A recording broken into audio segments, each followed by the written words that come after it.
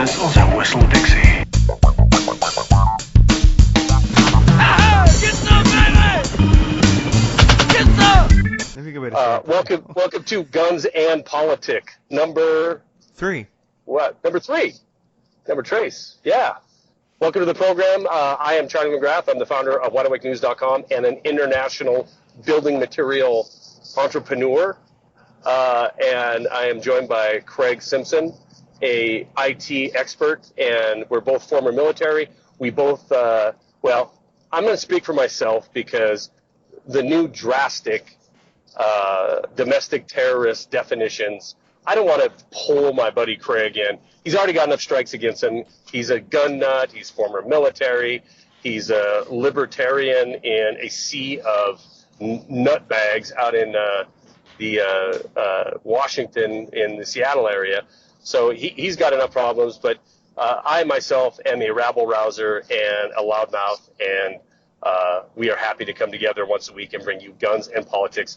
If you're listening in on my YouTube channel, the Krabby Dog Tricks channel, and you're looking for hard-hitting commentary, you're probably not going to get it on Guns and Politics. We just have a good time, and we're really grateful for the people who've been taking the time to listen to it, download it, play it, suggest it.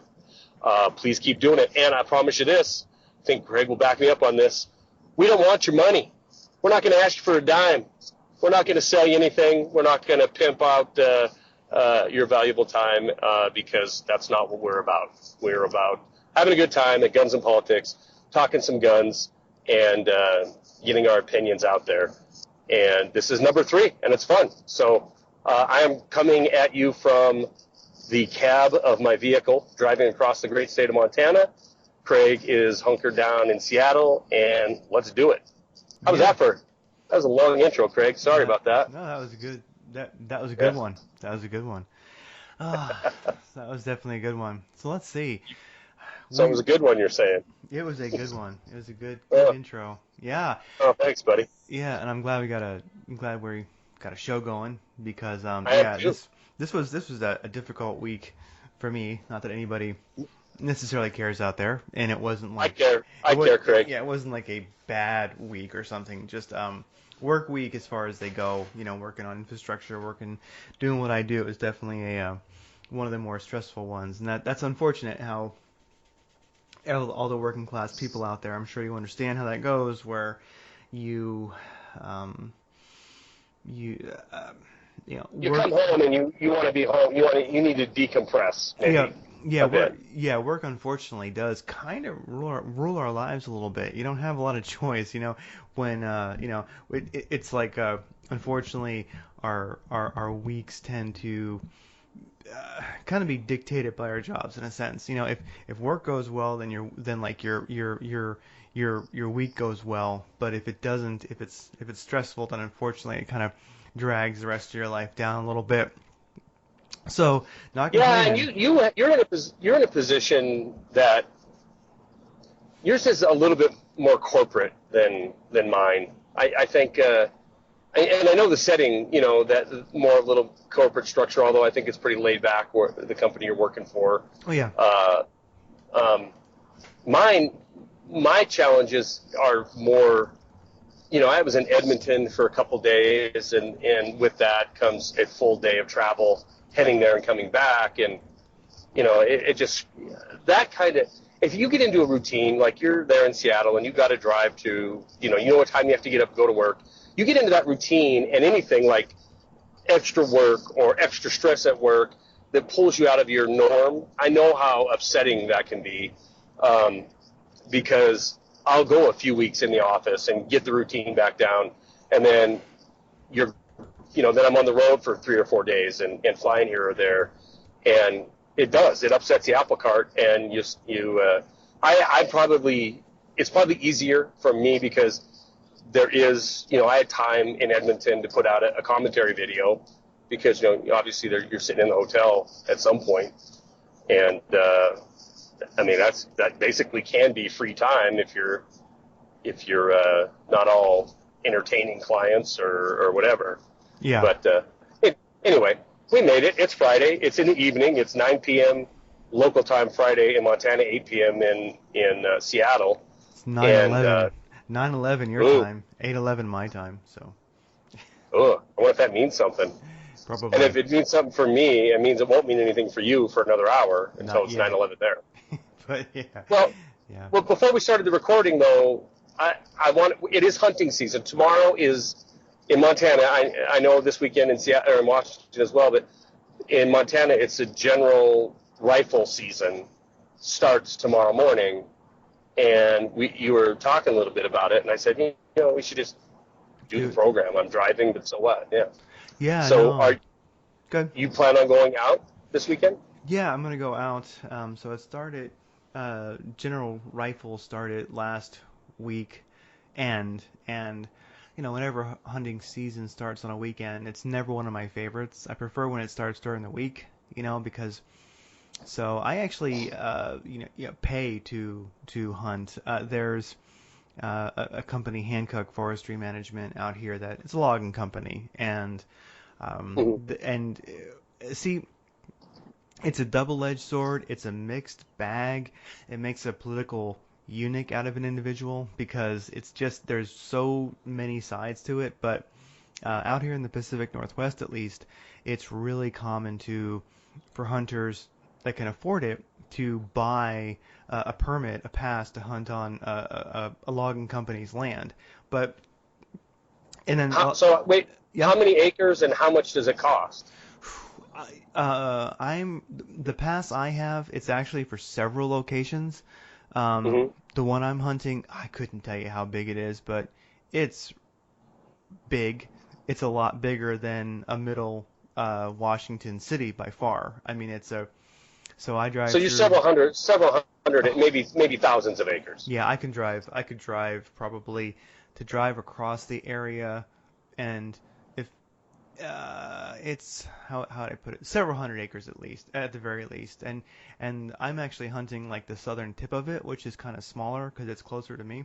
Then if you go north, it Hmm. just gets huge. You can drive in 20 miles, and you can hardly have even gotten into it. So Okay, so it's a substantial area. yeah, it's kind of like imagine like America, and I'm hunting like the like just Texas, the southern tip, So it that's kind of the shape of it, and Okay. so and but the thing is, so we have a lot of public land out here, but hunting. This is kind of a good topic actually. So hunting is becoming more and more popular. It's in vogue. It's becoming popular with parts of the culture in America that it hasn't been popular with before. I mean, hipsters are hunting now. Oh God. Well, if you look at San Francisco or LA, a lot of the cities, Austin, you've got Hmm. chefs now who are hunting. So you have Yeah. chefs who are, and I kind of like it because it creates a different, political demographic is going out into the field. And so ultimately, there's this, it's an extremely kind of,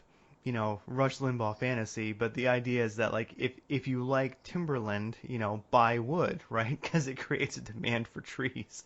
Well, the thing Right. is that the timber companies out here, um, right now, rather than selling their land, because there's like the old hunters saying, politically is where, on the left they'll say like take your guns and say you can't hunt, but then on the right they want to sell your public lands. Right. So, Right. so hunters are a very politically active demographic. So the more people who get involved, the more people are really, I think getting a taste of reality on many, many levels. And so out here, a lot of people buy, passes to hunt on timberland, because in the Pacific Northwest here in Seattle, you can't really walk through the woods. Forget it. It's so dense. Like we live in a rainforest, really. Yeah. So unless you go east at least 3 hours, unless there's a logging road or an old logging road, and anybody who's been around logging knows that they'll make a good road out. They'll use it. They'll use it as like what do they call it? A skid to bring trees out. But then they just forget about it. And so the nice thing Sure. is that you've got different different age cuts, and you have different age roads. And so you can, if you want to truck hunt, um, there's a lot of people who are older, don't have the mobility, and they can kind of, creep along the cuts, get out with their binoculars, glass for a while, and sometimes it's actually rather an effective way of hunting, or if you want to go further in where the trucks can't go and be on foot and get up in the hills some, you can do that too. So the um, here I'm paying for a pass, but the thing is, my pass to hunt on a timber company's land is like $375 a year. Sure. $375 a year. Some are like 150, and some are even more. So Is it limited? Do they limit the number that they'll sell? they'll limit the number they sell. And so Okay. it's a tough one where some people are like, and it's this big conversation that happens every year, usually around hunting season. Imagine that, where some people think it's really messed up that we can't hunt on the timberlands, but the problem was historically people trashed them and dump garbage out there and such. Originally, Right. the companies let people hunt, but then they found that, well, people tear it up, they cause forest fires, like, why do you have to leave a car out there? And okay, it's bad enough you leave a broke down car out there, but why'd you have to shoot it full of holes and then leave it out there? So there's assholes, Sure. And so they put gates up, and now they charge for passes. But like, the thing is, so people who have the money can buy access to really prime hunting areas, but people who don't have to go out to the public land. And so it's really Yeah. it's this just so difficult of a political conversation when you look at it, because I'm willing. go ahead. Oh, I was gonna say go ahead. Yeah, I because say it's a little bit of a moral conundrum because you're right. It is. If you're from the aspect of a hunter, somebody that's into shooting sports, I don't know. I'm torn on that. I'm a huge believer in public lands. Now, it's just a little bit of a geographical difference for us because I live in the fourth largest geographical state in the Union, and we only have 1 million people, so there's still a lot of public land. However, a lot of the choice land has been sold. It has been privatized, if you will. These are drainages and these are major river valleys and things like that where it's privately owned. And in some cases, it's leased land. Like ranchers can lease a double shit ton of acres in the middle of a national forest and then have control over that land and access to that land because they're leasing it. But in reality, you're still looking at public land, and I am just completely opposed to the privatization of public lands or the selling off of public lands like you're talking about. But as somebody who that's into shooting sports, I'm not terribly crazy about hunting, but I've done it all my life, so it's nothing new and exciting for me. But when I have hunted over the last several years, especially when it's taking business clients out or whatever, it's on land that I know that they can go and shoot a pheasant or a duck or a goose. It's land that we're paying to be on. So, and where it screws the average guy is, as per our conversation a week ago about, the Mosin Nagant is a good gun. If you don't have a lot of money and you want a gun that is fairly inexpensive and you can use it for everything, well, that guy, he probably can't spend $400 to go hunt on, Joe Prime. Snuffy Timber Company's prime land. So, and I have a problem with that. And, it's about every other year in Montana where we see these proposals to do these land swaps with people like Ted Turner, who own a bunch of land in one part of the state, and for conservation reasons, the state wants that land that's bordered at Yellowstone Park, so they're going to give him, copious amounts of land in another part of the state that is, at the moment, public land, but they're going to give it to him, and it's never fair. He'll give up 1,000 acres, but he'll get 10,000 acres in return or something like that. But there is a push in the West and you can look at maps over the last couple decades of what federal public land was and what it is now, and it's a dramatic difference.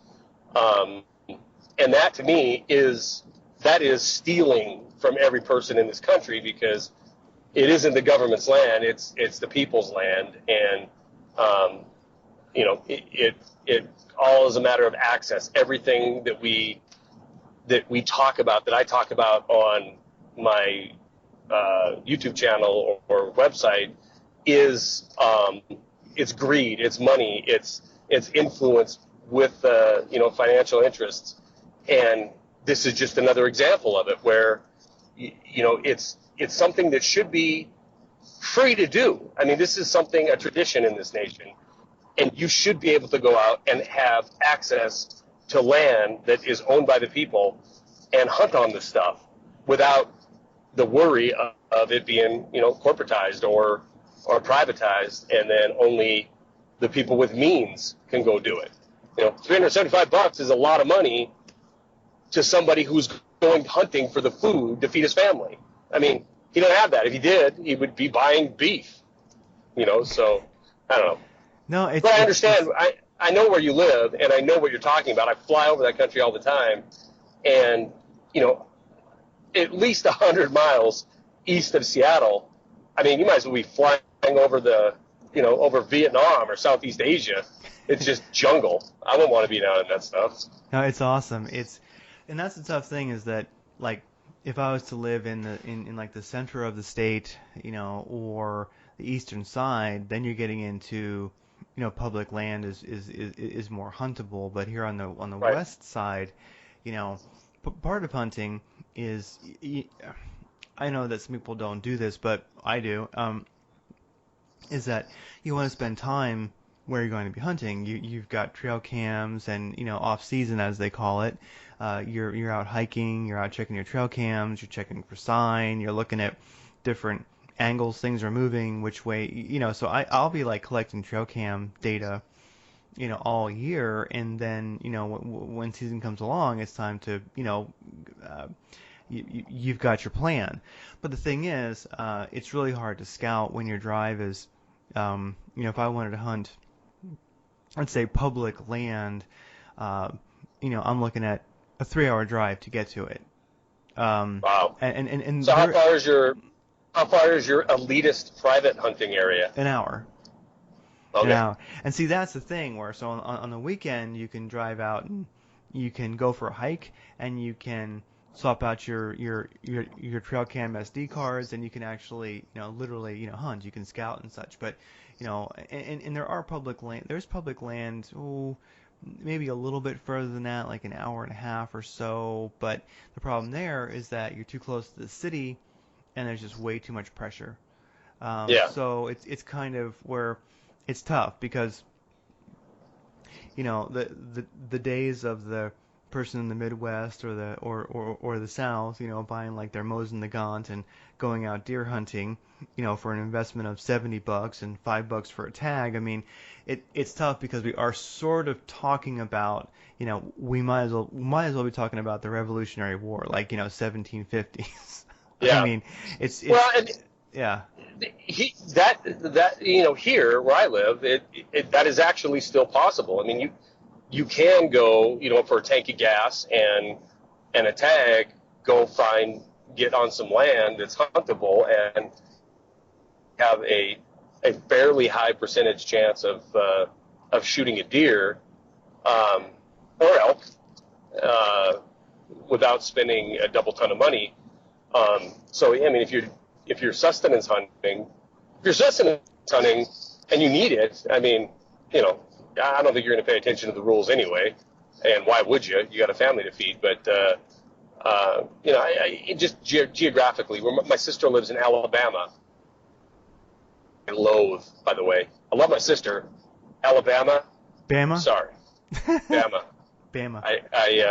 I've had some business dealings with individuals down there that have soured me on Alabama. And I know on the YouTube channel I have people that are from there, and I'm sure they're great people. But anyway, I don't know, I'm Alabama hating on guns and politics, but where they live, I mean, the whitetails are the size of like greyhounds. You know, they're not very big. Yeah. But I think they can shoot like, I don't know, 40 of them or something ridiculous Jeez. like that. But I'm exaggerating, Craig. I don't know how many it is. It's a lot, and I think it's pretty accessible. But it is going to be on somebody's private land. So, but in a lot of cases around here, you know, this is what's happened in Montana, at least. You know, a lot of our hunting has been catered to the out-of-state hunter. Like, they'll come over here, they have to hire a guide. You know, they're spending just a boatload of money to go hunt. And they'll go to these river bottom ranches or these drainages that are on private land, and it'll be a working cattle ranch, but they'll have hired, just like your timber company, they'll have hired off. What's that? Oh yeah, SCS. Yeah, just like your timber company, well, they'll lease the hunting rights to somebody, and then they'll sell their permits or whatever, or, you know, the memberships to it. So, I mean, it does happen here, but I think we're still fortunate that we're such a large state and such a small population that you still can. I mean, it doesn't feel like that when you go out, and it seems like there's a million people out there. But until you go to a place like Seattle, where there really is a million people, and you realize, well, it's still pretty sparse. You can still get out and get it done. Yeah. Which brings me to, what are you carrying, gun guy? What do you you're gonna go deer hunting this weekend? What are you gonna carry? Oh, Ruger American 308 Vortex optics scope with a What lit scope reticle. do you have on that? I forget which Vortex scope it is. It's not the cheapest they make, and it's not one of their expensive ones either. And I like because it has, when I say a lit reticle, I don't mean the crosshairs, but just the center, just the center dot. I have that exact same scope. Is it a 2.5 to 6? It's or like 3 to 8 or something like that. Oh, okay. All right. Well, Or I have a similar one. It's a fairly low magnification to mediocre high, and just the center dot is the only thing lit. And in fact, in daylight hours, I don't think you could ever, on mine anyway, I don't think you could ever see the dot. Mine, but you it's can got see it. Oh yeah. Oh, okay. Mine might be a nicer model. Yeah, probably. Because it's like, I think it starts at 3 and it goes to like, I don't know, 8 or 12. I forget. I have to go look at it. Wow. But Well, after all, you can't afford to hunt on the elite land, so you probably can't afford a better optic. It's actually true. Yeah, really. So It's true. It's true. So it's nice because Craig pays me $5,000 an episode to co-host with him because he's got that kind of money. That's you know, and he's sleepless in Seattle, but it's because he's earning money hand over fist. Yeah, and all day and all night. Yeah, as an IT janitor, I make so much money, you know. Janet. So, well, that's what yeah, I mean, hey, I work in construction. I just work in information technology construction, you know. But I find that to be really helpful. Actually, I didn't think it would be, but it can be green or red. And with that, you can just leave it lit. It won't burn a battery up in a day. And so I have a pack of batteries, and you can just leave it lit all day. And when it gets a little murky, foggy, whatever, it actually makes a bit of a difference because it's like a red dot. You can focus on that dot when you're aiming it.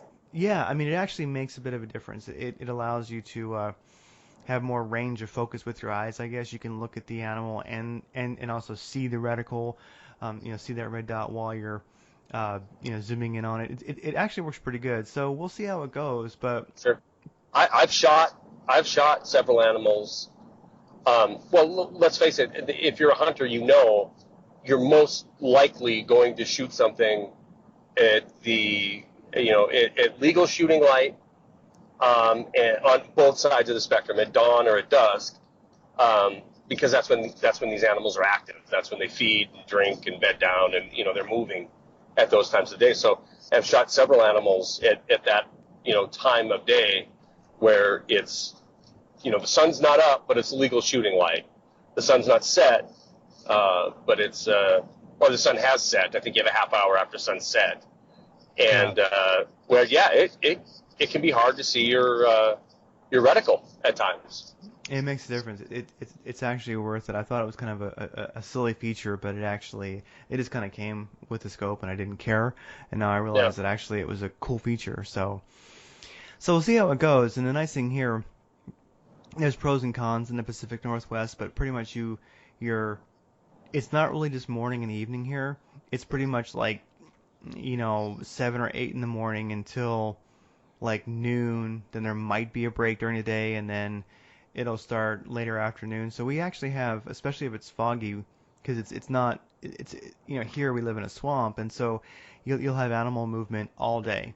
So like 9:30, 10:30 in the morning are really active times still. So you kind of have to find your spot you're going to hide, which is always on the edge, 50 yards or so into a clear cut. So you want to be on the edge of a clear cut that's a couple years old. And you're just sitting? You're not stalking, you're sitting? It's tough. It's really hard to stalk quietly in a cut because there's so much kindling on the ground, basically. I pretty much use a blind. I use a personal small little one-man blind, or I'll just have a good vantage point. It depends on where I'm at. Spot and stalking, you can do it. I'll like walk through a logging road in a cut, you'd say, and look around, because I think driving you're not really paying enough attention. So I'll get out and walk. But for the most part, I get in the edge into the trees on the side of a cut, maybe 50, 25 yards, where I still have a good vantage point, or I'll use my blind and put it right on the edge. And this is about the time where you can start to rattle some antlers and like spray some doe in heat urine out there, and just be watchful and wait. So it's an interesting spot. I mean, so and this is interesting to me because we're only 500-600 miles apart. Yeah. And now there's not going to be any use for any kind of pheromone or antler rattling between now and probably the later November, mid-November. There's nothing in the rut here except for bull elk, or elk in general, are not in the rut. And they're pretty much coming out of it now. They go into the rut in late summer, very early fall. So are your deer rutting now? They're starting to. The elk have been, actually. They started like probably the beginning of October. And any Washington State hunters out there, you might be able to correct me. I could be wrong, but they are out there bugling and such. And now they're kind of stopping at this point, actually. Yeah, same here. And so and elk are the funniest creatures, because a male elk is so huge and magnificent, but then when you hear it bugle, gosh, they sound just so candy ass. It just sounds like a little girl screaming. I've been within 50 yards of elk bugling, and it is high pitched like a scream, but it is, it's one of those things. It's a very big animal. You're talking, a small bull is 400 pounds, right? That's a small one, baby. And then and you're getting up, to a 1,000-pound animal. But it's it's a very powerful animal, and when you're that close to it and it bellows like that, you can. I mean, it sends your chill up your spine, but it also it thumps you on the chest a little bit. I mean, it just seems like it'd be such a more like masculine sound, but it's so high pitched. Our deer, it is very high pitched. Yeah. Some people think it's Bigfoot, I think. They're mistaken an elk for Bigfoot. Our whitetails won't go in to the rut here till November. Same the mule deer. They're usually a little bit later, but it usually is it seems like we get a really cold snap, and then it'll just put the deer into the rut. But our hunting is a little different than yours, where you're a lot more sit, and it makes sense because you are in a jungle and your visibility is very poor, so you almost have to have something moving to see it, to where a lot of our hunting it's in timber, but it's not a rainforest. Either that or it's in broken timber and sagebrush, so you can do a lot of ridge walking and, being on the edge of these draws and be able to move animals and then see them and get a shot at them that way. So Yeah, yeah. Here, like I think I would imagine the furthest shot anybody does in the Pacific Northwest, well, at least in Western Washington. Um, I have a rangefinder, and so I I like to mark my distances when I first start looking at an area, or if it's an area that I commonly go to. And I think the furthest possible shot I've got is 165 yards. oh wow, okay. And that would be a long one because really you kind of have to hunt in the cuts. Now, you can go into ones that are older and are sort of like a little different. I mean, because Mhm. but in general, it's like when I go out, I'm going to start in the morning in my little. I have a blind up, so I'll kind of headlamp it out there and hop in my blind and spray some estrus as they call it and do some rattling and just be quiet until about 10:30 or 11, and then if nothing's been around, if I haven't seen anything, I might walk over to a second spot that I have that's actually, you might say, up the hill and off the road and up the hill a little ways. It's actually you gotta do a little bit of hiking to get to it. And there I'll just kind of like bed down in my little deer blind and rattle some antlers and spray. And so this time of year, like I say, you want to get off of the cuts, actually even in the forest a little bit, and just rattle basically and see if you can call anybody. Because yeah, I mean, you can glass your cuts, etc. But it's a unique way of hunting. I like it. Yeah. I haven't hunted here too much. I mean, to be honest with you, if I could do any hunt right now, which is a good like question is, like if I could do any hunt right now, I would really love to go to New Mexico and hunt antelope and just shoot one of those at 300, 500 yards. You could do that here. I mean, antelope are prevalent here, and I've taken, I think, 3 antelope in my life, and none of them have been under 300 yards. I mean, 300 to 500 yards. I mean, that's probably more the norm if you're going to hunt them right. I mean, there's idiots that'll chase them on bikes or vehicles and try to get close to them, but if you're going to try to stalk them, they live in such open country that it's hard to even get a drainage ditch to crawl through to get closer than that. And they're very, very curious animals. In fact, some things they do will, like you could walk right toward them, and in some instances they'll counter it. They'll walk right toward you, and until they figure out that you're a threat, and then of course they rely on 60-mile-an-hour speed to get away from you. But they're definitely something that you wouldn't want to be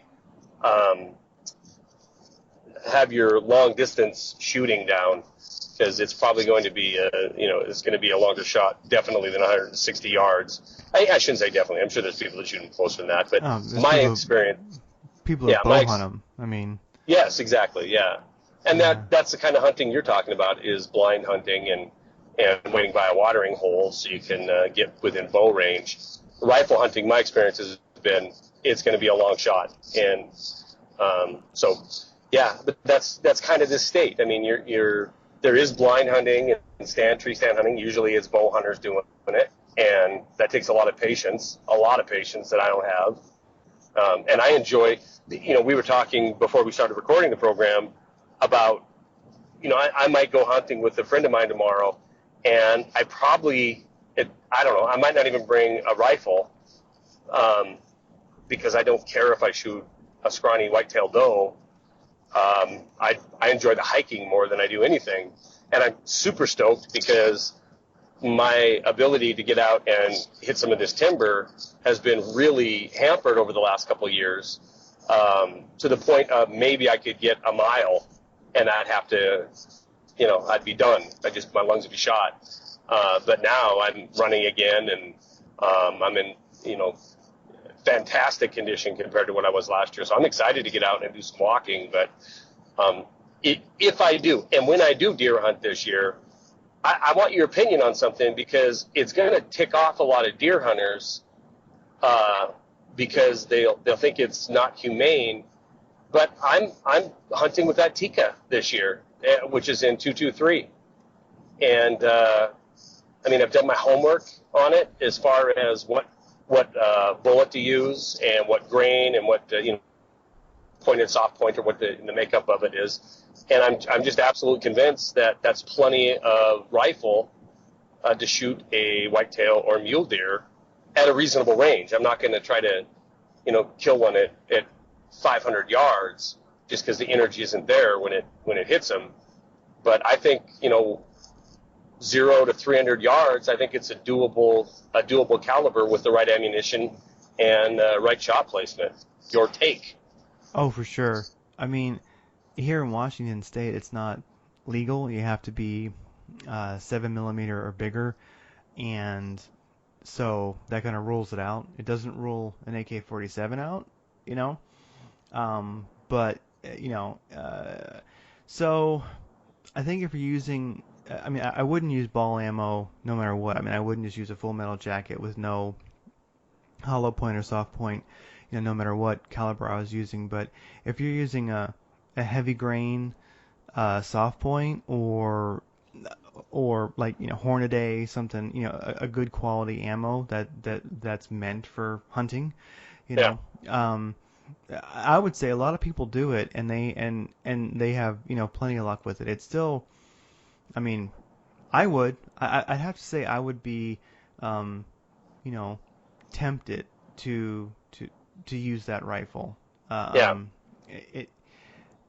Well, my theory is, in the last year I've shot that rifle so much, and this I'm not bragging, but you've been at the end of some of them phone calls where I've come back and it was a 600-yard day, and I was out shooting that Tika at 600 yards at a very high percentage of hits on an 8-inch or 10-inch steel plate. So when it comes down to 300 and in, I feel that my shot placement is phenomenal. I mean, I think I would be in a kill zone 10 out of 10. So I've shot that rifle so much, I want to shoot that one hunting, just because it feels so incredibly comfortable to me, and I'm so familiar with it. I mean, in the span of 7 months, I have well over 1,100 rounds put through that rifle, and so you get that many rounds through it, it just becomes almost second nature, the trigger pull on it and the way it shoulders, and the way that the optic comes into view. I mean, shooting, going to my 308, which I have a Ruger American just like you, and I've probably put 400 to 600 rounds through it since I've owned it. So compared to the average hunter, I've shot a ton out of that rifle. It just isn't one that I shoot every single weekend like I do the Tika. So I don't know. I'm gonna do it. I'm doing it. It makes sense. I mean, it's a totally adequate round. I mean, it's totally adequate. It's just so here's the real. Sorry to interrupt you. Here's the real moral battle. So I was telling you, this place we go tomorrow, I don't care if I even have a rifle, because first of all, it's kind of a experimental hunting district here, where if you want a mule deer, you have to put in for a tag for it. I think it's the only area in the state that I know of it's like that. Usually you can just go buy a tag and go hunting. They're trying to get some big mule deer bucks in that area, so you have to put in for a permit, and if you get it, you can shoot 4-pointer and better only. I don't have that permit, so I can go buy a general deer tag, and with that tag, I can shoot a whitetail buck or a whitetail doe. But the other thing that's odd about that area is you can shoot spike bull elk only. You can't shoot a big 6-point bull or a cow unless you have a special permit. And there is a chance, I mean, I've seen spike elk in there before.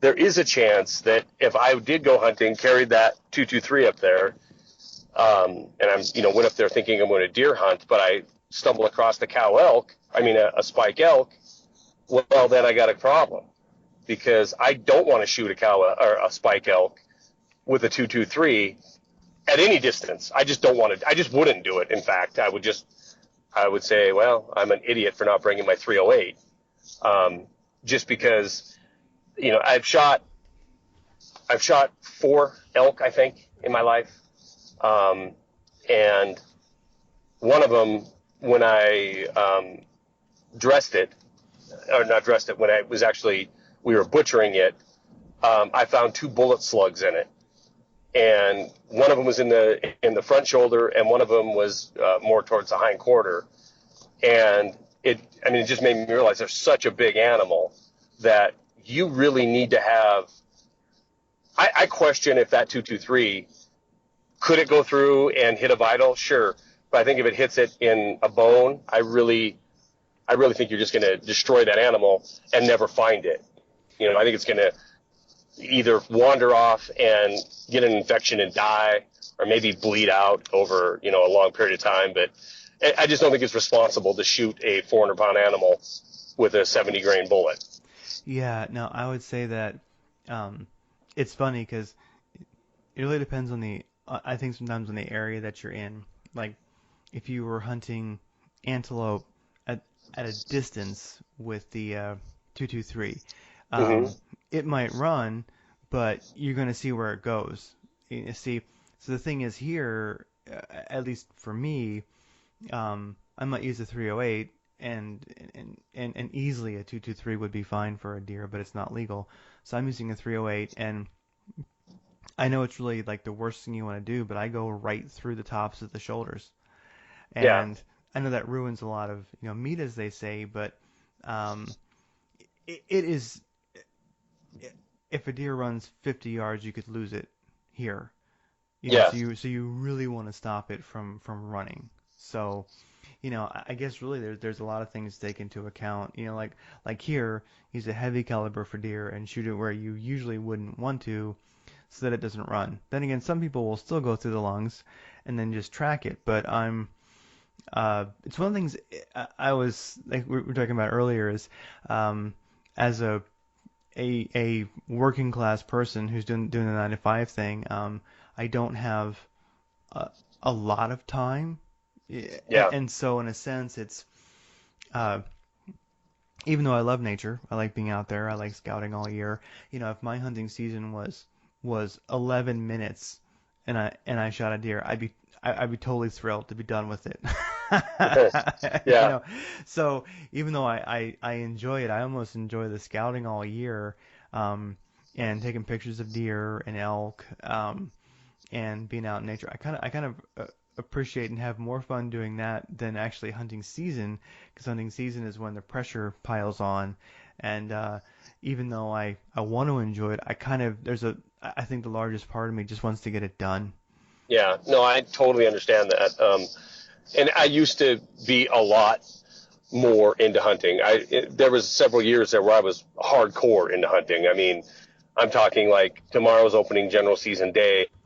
Tonight I would be at the edge of some park at 9,000 feet, spending the night, so I could be there at first light when elk are rolling out onto the park. But a couple things about what you said.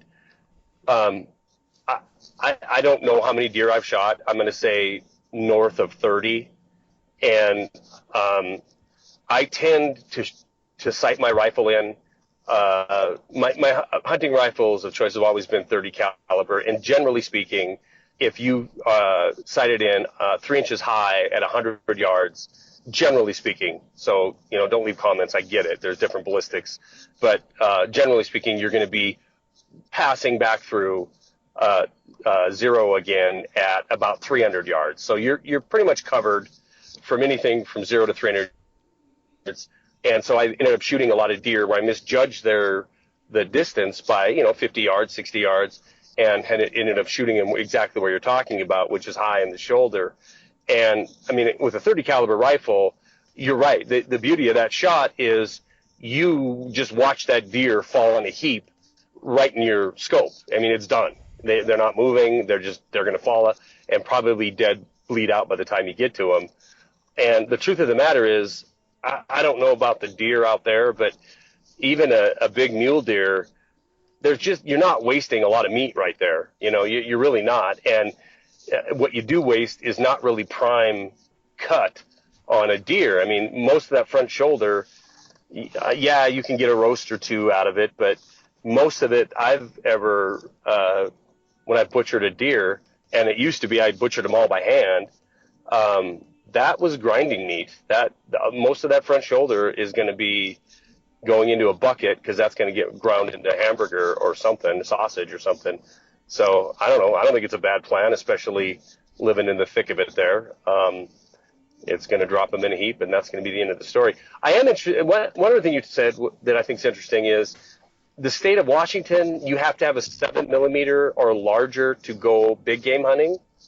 Big game hunting, yeah. So there's a lot of people that have 6.5s. 6.5 Creedmoor. They can't use that. You're out of luck, yeah.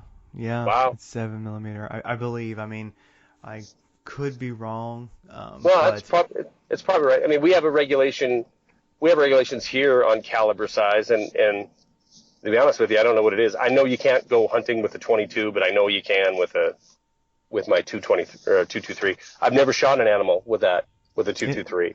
It'll be fun, yeah. It's sometimes like with regulations, you'll just know that what you're using is okay because you've checked, but you forget the details sometimes, Yeah. Like, I think if you're pistol hunting here, it has to be at least a 4. So if it's modern rifle, where I'm hunting, you can use a pistol, but it has to be 4-inch barrel or longer and at least like 24 caliber. Like where they pick that number, I don't know. But Wow. but you go, okay, well, I know I'm covered if that's the case, because I always had that vision of like a deer like literally like leaning against my blind and I can't get my rifle up. Oh my God! So I'm like gangster style. You got deer in the wire, and they're advancing on your perimeter. So you got to go to your sidearm. Exactly. So I take him out with a claymore. Yeah. Well, you're safe with your 9mm then, because that's definitely for caliber and just watch well, that the pin, I first. guess. Yeah. I don't know what your barrel length is. I think I'm 4.5. Yeah, I'm 4.9 on my Beretta, so I'm good. I can go deer hunting in Washington, but I can't shoot them with a 6.5 Creedmoor, which makes no sense to me. A lot of the regulations are. It is fun, and so I'm glad that more people. Something we were talking about earlier. I'm glad more people that a larger demographic is getting into hunting because people who do buy the expensive passes are keeping the timber companies from selling their land because a lot of them are really making money off of hunting. And yeah, I think that my experience, and I know some of these timber guys because that's kind of the business I'm in or associated with. Yeah. They're supplementing. I mean, they're supplementing. That land is extremely valuable, and lumber is ain't going anywhere. I mean, there's going to be a lumber business. So I think if they're using it to supplement their income on that land, and I don't think there's anything wrong with it. It's their land. Yeah, I think it's also great PR, I think, too. Yeah. In fact, now that I think about it, that land I'm hunting on tomorrow, if I go, or if I bring a gun, I should say. If not, the land I'll be hiking on tomorrow is owned by a gold mine, and they just let the public hunt on it. Yeah. Well, that's great. You guys probably have a more responsible crew out there. It's one of the things about living near Seattle is that you've got we're not exactly the Midwest. It isn't like we're rural Wyoming or something like that. We're as you get towards the middle of the Washington State, you're kind of like over in Wyoming, you might say. It's a whole different culture. So anything near Seattle, the Tri-Cities or something. Yeah, anything near Seattle like that, like the timber company land I'm hunting on. Yeah, if that was open to the public, there'd be, it's just I really can't blame them for closing it and charging people to hunt on it because it just gets trashed if not. So, but yeah, it's difficult. So I'm glad more people are getting in, a wider demographic is getting involved because it actually gets people into really positive politics. It gets people into, really positive conservation. It gets people thinking about things that like they never had thought about before. So I see it as very Well, positive. Hmm. yeah, me too. I think hipsters should be able to hunt if that's what they want to do. And Yeah. it's funny because you and I had a little back and forth about the Hipsters. Yeah. hipster culture. Yeah, these lady men that I know you have them out in Seattle, and Oh yeah. I was just up in Alberta. I was up in Edmonton, and Alberta is, I mean, that's rugged man's man country, you would think, and it is out in the sticks, which is most of Alberta. But you have Calgary and you have Edmonton, both fairly large cities. But I was just, this trip took me to Seattle and then Edmonton, and the skinny jeans and the 28-inch waist and 105-pound dudes, and I'm like, where are they coming from, and why are they putting them all out in public? I don't, I hope that doesn't sound too, prejudiced, but I just don't get it. I don't understand where the feminizing of half of our country seems like is being feminized into these lady men. So they can go hunting if they want. I want them to pack a gun up in the hills and toughen up a little bit. It's good, and I like it. I like seeing it because it it does get them out there, and it gets them thinking about, Ducks Unlimited. It gets them thinking about, conservation, past just the, political signaling of environmentalism. It gets them actually out in the environment and thinking about, real conservation, kind of attaching to the real world. So yeah, Yeah. the hipster thing, it is strange, and that's quite a huge topic, but. Yeah, it's interesting living here in Seattle and seeing the whole hipster thing. And I look at it like I think that it's a unique culture, and I I I don't know what to say about it. I don't have a lot positive to say. I would just put it that way. Because Well, but I don't, yeah, and I'm really open-minded, and I live in one of the reddest red states there is, but I tend I certainly have more views that would be considered left than I believe you do. Um, probably. and yeah, probably, and I don't, I guess I'm sounding like a redneck when I'm talking about hipsters, but I'm telling you, I was in SeaTac, Craig, this week. Yep. I had a 6-hour layover on Tuesday, and I had a 4-hour layover there on Thursday, and I just felt gross by the time I was out of there, because it was, I don't know where the men come from that have the chicken legs that can go into hipster skinny jeans. I don't understand it. I don't know where they come from. And it seems like that is the best face being put forward when I go out to the Midwest. It's like, where are the burly beer gut camo wearing guys? They just don't exist out there, or they hide them. They're they're about an hour east. And Yeah, then no and kidding. then then you're into that, or north or south of Seattle. Yeah. Well, it's tough. I look at it like it's just a sold culture. It's just a very, very feminine male culture that's created by the media, that's created by movies, by TV, by who creates culture. And I don't know. I look at a lot of it like here in Seattle. They're mostly college students, and I think they kind of grow out of it. Some are a little bit older than that, but in general, I look at, most of us when we were in high school, or when we were, college years, before you had a real job, you might say, whether you were in college or not, um, you can kind of get away with all of that. And so I look at they're just kind of, looking for their identity. But I would say that I'm not sure, I don't know, me being a person who's like searching for that, I think it's important for men to try to cultivate a positive masculinity.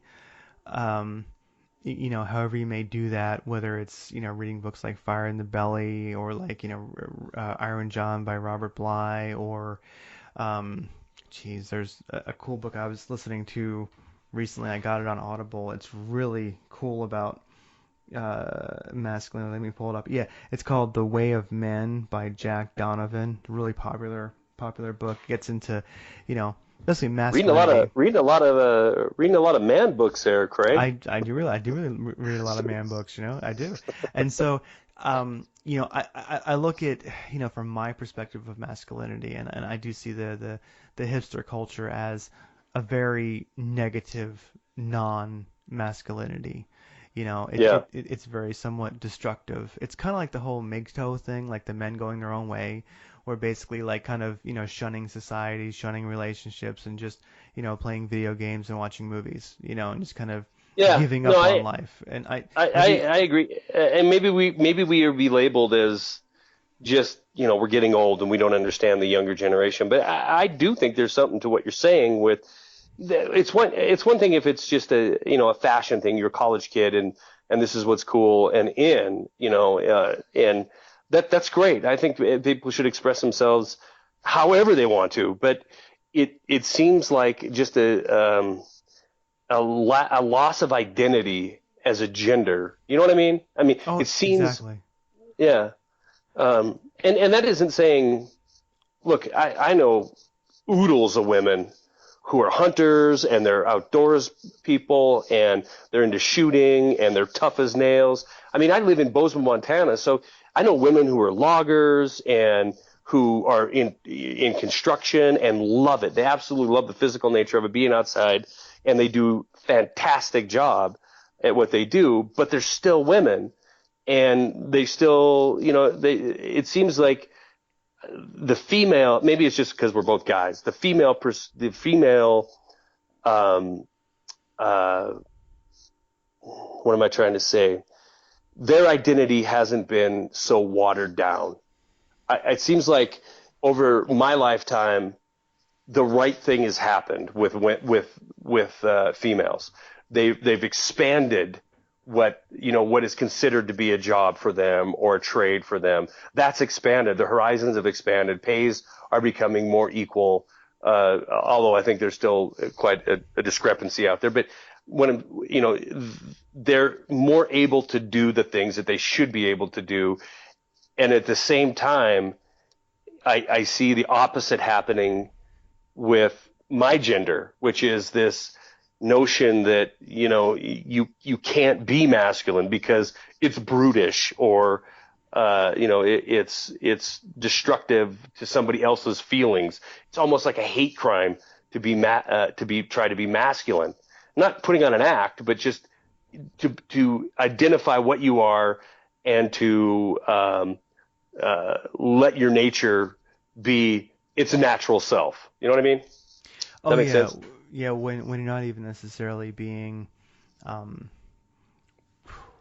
when you're not even like walking around like a peacock with your feathers sticking out, you're just, like for instance, I think it was either San Francisco or it might have been Sweden. It's hard to tell the difference sometimes, but one of those two locations, there was this, oh gosh, I forget where it came from, but this, uh, they were kind of promoting that like men should not go to the gym and work out because it's a negative form of masculinity. I have to Google for the story, but in a No, I know. sense, Yeah, I know what you're talking about. I do know what you're yeah, talking about. yeah. And so it's like what and the thing is, and a guy going to the gym is the same as anybody else going. It's not, it doesn't necessarily mean anything, but it's being given this identity where, well, no, that's negative masculinity, and so it's like, Yeah, and it's sold as it's almost like somehow threatening yeah, to women.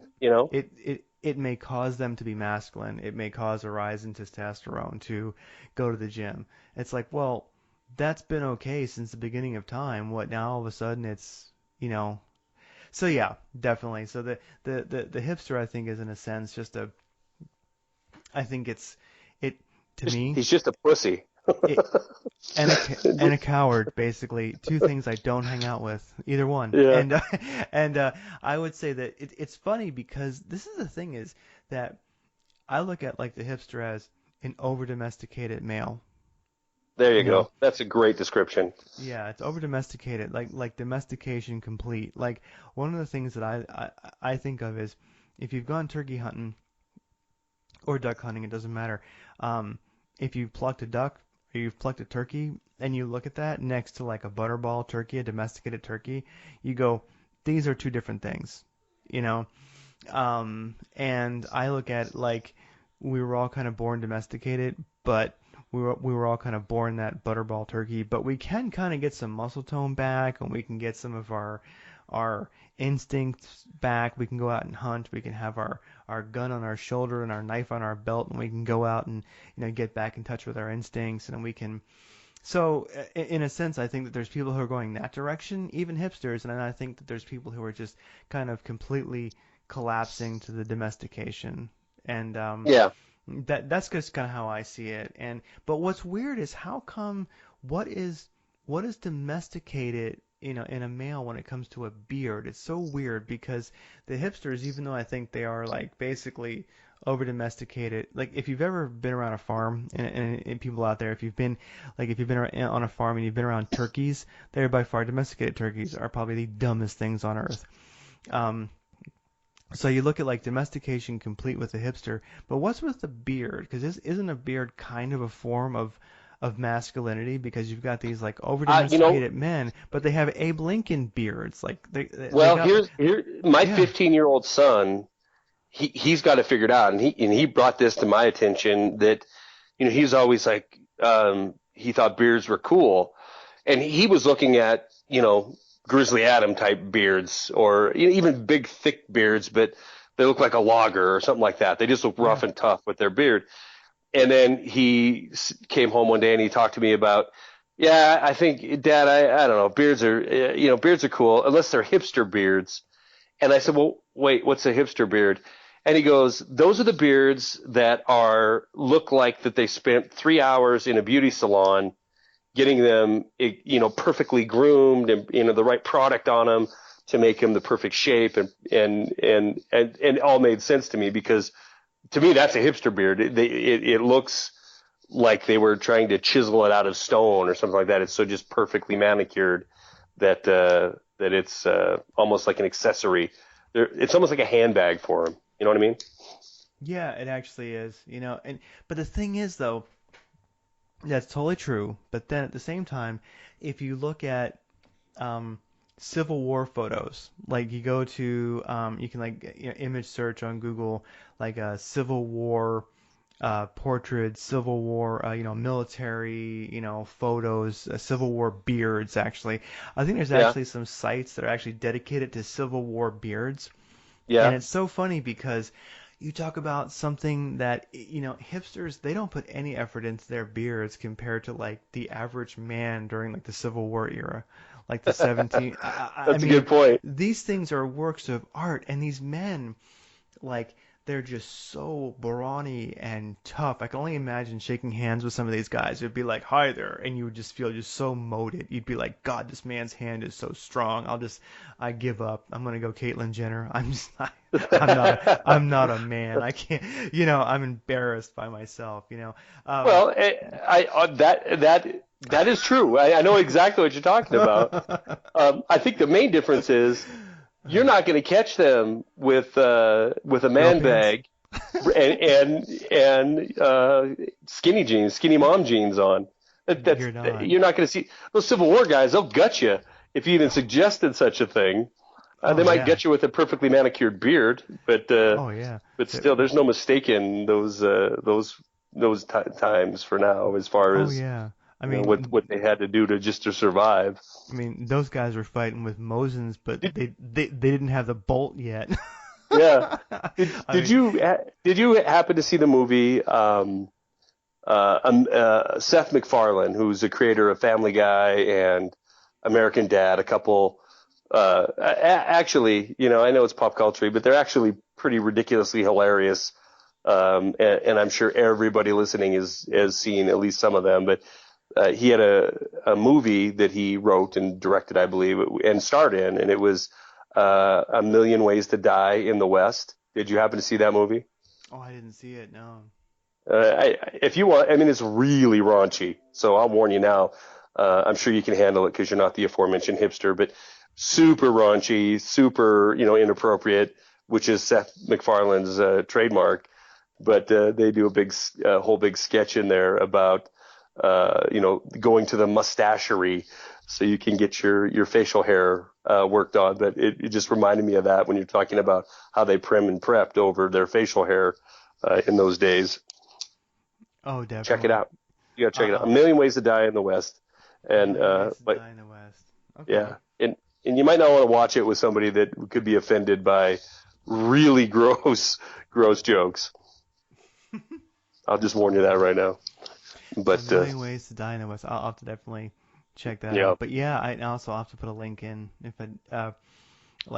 I think there's a site or two dedicated to like Civil War stashes, and you go like, man, it's funny, and it makes you think about like masculinity in a sense, where these guys were definitely masculine, less domesticated than I am, than certainly men are today, and you're like, but these guys like to be pretty. It was a unique situation where these guys had like little curls in their beards, and you think this guy is like living, his life. Well, let's be honest. Is camping. Yeah, no kidding. But let's think about it for a minute, because I know you're right, because I've seen the photos that you're talking about, and it could be just some buck private who is getting his photo taken, and he looks immaculate, right? He looks like he's a Dapper Dan type of guy. But let's think about it. A photograph in those days was probably a huge event, So they probably just didn't haphazardly, sit down and somebody's going to come over and take their picture. I'm more than sure that it was something that was planned and thought out, and maybe an individual that was just an average person, he might have one picture taken his whole entire life. So I don't know that they had the time wherewithal to be that dolled up all the time. I'm sure some of them, rich land barons or whatever, tycoons, whatnot, just like now, they never did anything until their manservant, kind of like you, their manservant takes care of them and make sure they're properly attired before they go out and meet the underlings. So yeah. But my staff takes care of that, your staff, because you can look at like some Civil War websites, and it's funny you bring it up, because that I'm originally a history major and fascinated by the Civil War, especially just the brutality of it. Not that I'm fascinated by brutality, but it's one thing about the Civil War. It was just so well, first of all, every person that died was an American, so you had this ridiculously high death toll. And then at such a time in history where technology was evolving rapidly, especially when it came to killing people, and so many leaps forward in firearms and in technology for war was advanced in a very short period of time, that kind of like World War I, when they were used to fighting in columns, and all of a sudden the Maxim machine gun comes on the site, and it's completely obliterating people. Well, that's kind of what the whole entire Civil War was like. You start with muskets and you end with repeating rifles, and the artillery became a lot better.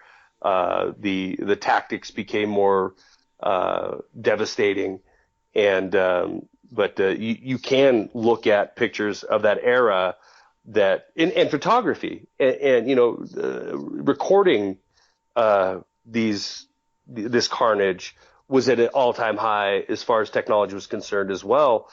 And you can look at pictures where it was just pictures of life, not pictures set up, where it was going to be a portrait type of a picture. and then you could see the troops and what they look like when they're sitting around a campfire or when they're, lined up to go march off into battle. And they kind of just look like regular people, they're, in some cases, they look like they've been in the field too long, like filthy dirty, or, their clothes are torn up. And so I think a lot of what we get from paintings prior to photography, it gives us a sense that it was a more sophisticated time. And I think the reality of it is that, no, I think the recording methods were events. They were events that people prepared for, because it was a very few and far between, unless you were, very wealthy or in the public spotlight. It was few and far between where you had that kind of setting to where you were going to be recorded either by painting or photograph. So you did so, you put on your best for that event. It makes sense, because it's like if we looked back at history and only looked at, what are they called, like Olin Mills photography, those like family portrait studios, you would think, man, people really dressed in like goofy, suits that didn't quite fit right, and they and all kinds of stuff. Yeah, I think it's exactly. Olin Mills. They make those kind of fuzzy, glossy sort of, family portraits and stuff like that, where there's a lot of those that are goofed on the internet, where, so yeah, I'd imagine it was, because I mean, back then you'd had tin type photos where like your actual picture was taken on a piece of tin, and they would dip it in the right chemicals, and then you had to hold the lens open for a while, and you couldn't move during that time. And they actually had, a lot of times behind people there was kind of like a frame that would hold them from moving, restrict their movement. And so in a sense, it's true where we think of a picture as nothing, where it would have been quite an affair. So maybe you would break out the lard and preen your stash very, very well. So right, but and never smile. They never smile in those pictures. They always look very stoic and but at the same time you can tell that these guys definitely had done it before. Like, maybe they didn't do it as perfectly, but these guys definitely, it was definitely the style of the day. No question about it. Yeah, it was. Yeah. It was the height of men's fashion to have a well-groomed mustache and beard. Yeah, yes, so I agree. And that's the thing, like when I speak about domestication, it's funny. So you look at the hipsters, they have, I think, kind of lame Amish-looking beards, but at the same time, that's nothing compared to the effort that our Civil War men put into it.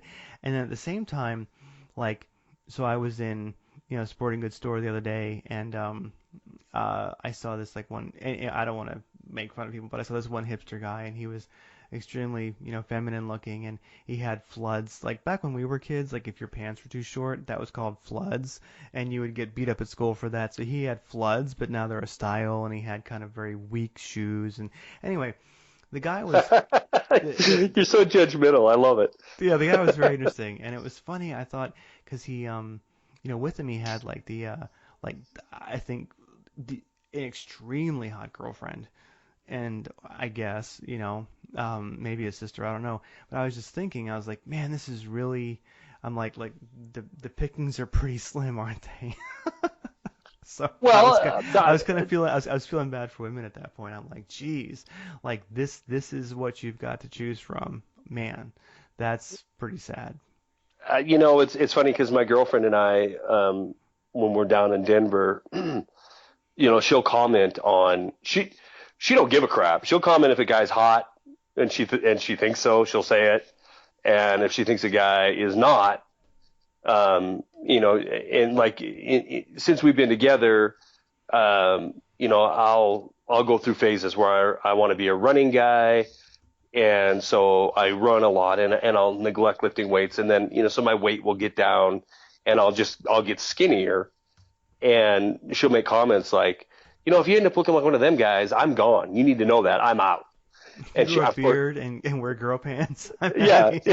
And she's totally kidding, but I think, but I know as far as she is concerned, and in most other women that I've never heard a woman, and keep in mind, I spent the majority of my adult life dating, right? So, I not married, but so I had, a lot of girlfriends over the years, and the majority of them don't want a lady guy. They just don't, and that's not being sexist. It's just being, it's real. I mean, I'm not attracted to, God bless a woman that can bench 300 pounds, but it doesn't turn me on. I'm not attracted to it.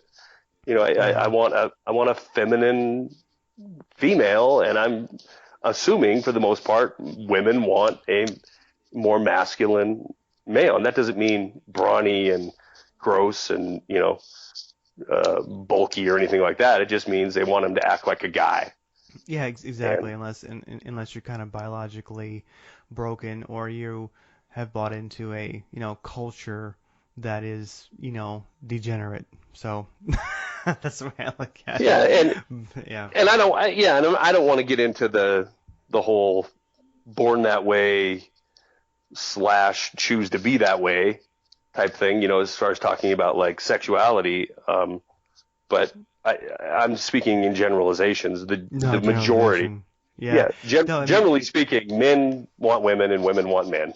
Yeah, and it's funny because I look at like along those lines, like thinking about like the hipsters, but then again, so it's funny, something has changed, I think, where if you look at Civil War photos, you'd say these guys are definitely, maybe they're, blindly nationalistic. They certainly were probably sexist. They weren't necessarily, I mean, they weren't perfect, but you could see a certain healthy masculinity in like the Civil War guys, even with their, extremely ornate beards. But then at the same time, like you look at like the founders, you look at like the 1750s, and a lot of people didn't wear any clothes other than they just had available. But at the same time, you look at fashion, like, I mean, one of the founding fathers today, any one of them, Hamilton, Jackson, George Mason, I mean, any of them today, they'd be a drag queen. I mean, like, I mean, but yet these were tough men, and it's funny. But if you look at their attire, I mean, it's just hilarious. You're like, that was really, really feminine. Well, I think I do. I think that's fashion. That's fashion versus, so fashion of an era. I think that's a real poor judgment of, does that indicate that they're masculine or not? Because styles change. You're right.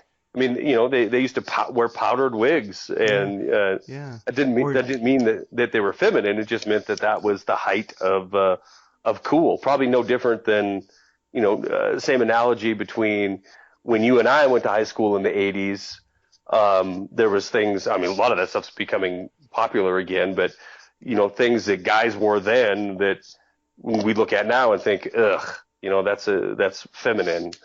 Super tight Levi 501s in baby blue. Okay, well, I don't know that is cool right now. And I think if you're wearing them, you're probably going to have people look at you like, oh, that's a little bit feminine. But so, fashion's one thing, but so, it's mannerism, it's attitude, it's, I guess, what is how somebody views themselves, are they, do they view themselves as, thinking that they need to act more feminine, and it seems like that's what's pushed now, is that things that are masculine are offensive.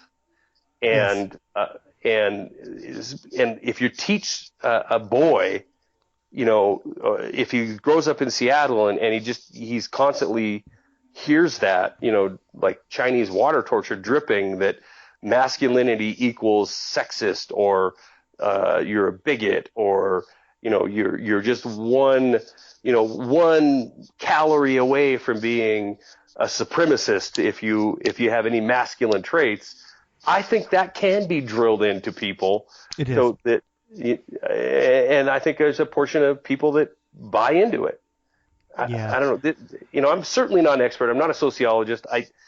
It's just common sense. You hear this mantra, this nonstop mantra of, it's not cool to be a guy, and it's really not cool to be a white guy, and it's really, really not cool to be an affluent white guy that wants to act like a guy, Yeah. So No, it's very true. It's very true. And no, so that's why I just definitely described you, and you're an super affluent white guy with my staff. with your Yeah. staff, and Here at the mansion. at the Yeah. mansion. So I guess you don't really care. You're above the fray, so you don't really care what people are telling you what you should and shouldn't be, but you are observing it. So it's nice that you're observant. I'm aware. Yeah. Well, I agree. Yeah, it's difficult. It's yeah, that would almost be a show topic in itself. Just the whole because No being a doubt. guy, I mean, I look at it like I do tend to think about male issues more than female or feminine issues. Not that I dismiss them. I mean, I'm aware, but I look at it like if you're 3D, we can have a 3D reality. We can kind of contemplate the fourth dimension, but can you contemplate the fifth? It's almost like it's kind of contemplating what's relevant, contemplating what you can possibly grasp. And to me, fostering a positive, a good masculinity is important, and Yeah. and it's something that I think has definitely been lost in the last couple generations, where gone are the days of guys who were badasses wearing tights and shoes with like big belt buckles like on their shoe, like I mean like if Well, you that's look what at I'm some wearing right now, Craig. I know exactly. You got your Friday Night Founding Fathers outfit on. Like I these, do. yeah, these guys could totally dress like drag queens, and they were badasses. And the Civil War guys, they could like have their, ornate beards and be badasses. And I mean, you look at like the oh gosh, like the Scotch. You look at like the back when they were giving England a hard time, and they would and the Celts. I mean, like these guys who would like braid their beards, and the Vikings. I mean, it's funny if you look at masculinity through history. Men oftentimes would have I mean, it's interesting. Like, did they just have a better relationship with masculinity? And they were like, yeah, I braid my beard. I think it's pretty. Yeah, I mean? I don't buy that. I don't think that they were. I think that they were. I think there was less focus on what masculinity even was, Oh, that's because true. I think They were that doing it. they were just doing it. Men were men, women were women, and that doesn't mean that the man had to be the hunter or gatherer and the woman had to be the cook and the baby bearer. It really doesn't. I mean, if you look at the history of humanity, not just in the last several hundred years in this country or in Europe, there's ample cases. Matter of fact, I just read a story today, continuing education, in history, of the Crow Nation, Indian tribe that inhabited southeastern Montana and then into Wyoming and the Dakotas. And it got me, remembering some of the history I've learned on Native Americans, and the women had roles that a lot of people wouldn't believe. They were, a lot of cases, if it was a family member that they were going warring with another tribe over, if a family member was injured or the coup was counted on their family member, the women would take part in a lot of times in battles, and they would be warriors, and in a lot of cases they would end up being hunters, and the men would be, roles, masculine, feminine, I don't think that you can describe it by the clothes they wear or the job they do. It is just, I think, in our nature to be masculine or feminine. And, guess what? That's how we all got here. So I think it's inherent in our DNA. I think society, social engineering tries to F that up. But I certainly think that we can't definitely look at the clothes of a time period and determine if that equaled masculinity or not, because if it did, you're right. We would look at 18th century England and the whole Renaissance era, and look at some of the garb that was worn and realize that that's really drag queeny. It's funny. Yeah. Hey, drag queens founded the country. They did. Yeah. So there is a topic I wanted to hit on now that I don't even know how long, an hour and a half into it. A little political topic, which I don't know if you had an opportunity. Like I said, when I was in Edmonton, I was able to use my tablet, my Samsung tablet, to upload a video I did just in the hotel, and it was on the topic of domestic terrorists, and with everything going on in the world, some independent media, covered this a little bit, and in some ways it's kind of more of the same. But last week we had the DOJ coming out with a new council, the Domestic Terrorist Council, and one of their assistant U.S. attorneys is heading it up. But I don't have my computer or notes in front of me, so I can't give you the exact quote, but verbatim, but I can paraphrase it. He came out and he talked about how this Domestic Terror Council is formed in order to train local law enforcement and help prosecute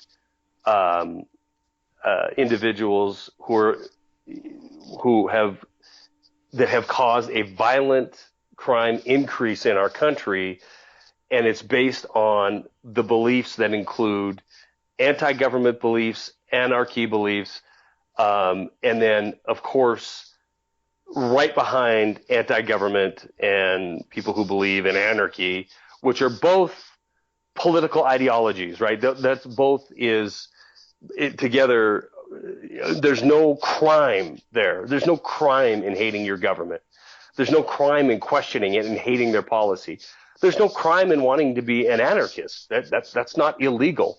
But of course, when he gives his speech, he talks about anti-government anarchists and labels them right along with supremacists, bigots, people that commit other hate crimes, and goes on to say in his statement, these and other despicable forms of thought are the reasons why this this Domestic Terror Council has been put together. And I'm telling you, you read into this, and you can watch a video on my YouTube channel, and it's got that article attached to it. It is precog coupled with UN guidelines on local law enforcement and a global perspective, making these safe cities that are not just U.S. It isn't just our federal government trying to engineer cities vis-a-vis federal influence over local law enforcement. It is global. It is the UN taking the reins and setting standards in these cities for law enforcement to root out domestic terrorism. And the Department of Justice just spewing this rhetoric and nonsense about the biggest threat to our country is internal. It is our own people. It is people who think that the government is acting inappropriately. It is people who think that the government has overstepped its bound, constitutionalists, things that we are, right? Basically libertarians in general.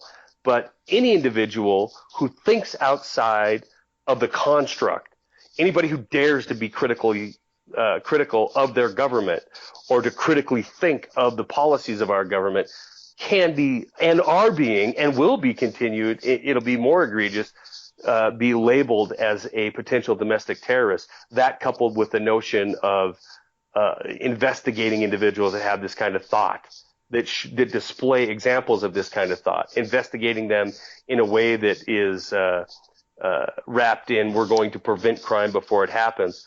It is absolutely terrifying. And, this really came to the forefront to a lot of people in our country a few years ago when the MIAC report came out and talking about Ron Paul supporters, people that are into precious metals, people that don't like our monetary system, that don't like our government and our involvement in wars around the world. These people are potential terrorists and need to be, looked at.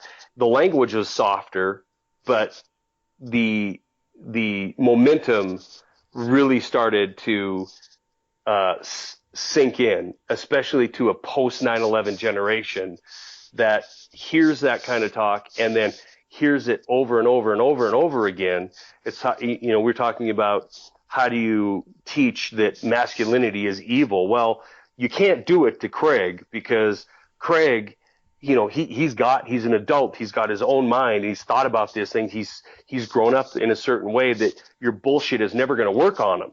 So you have to start the process of educating early and often, and you have to beat that drum for a decade or 2 decades and generation. And look at our country. We have my son who's grown up. He's born in 2000, so he's grown up in generation war. He's never seen his nation not at war. And he's grown up in hearing about terrorism and hearing about domestic terrorists and how, the government's always right and always has your back and always does the right thing for the people. And, so the desensitization that's happened in just the last 10 years has been shocking.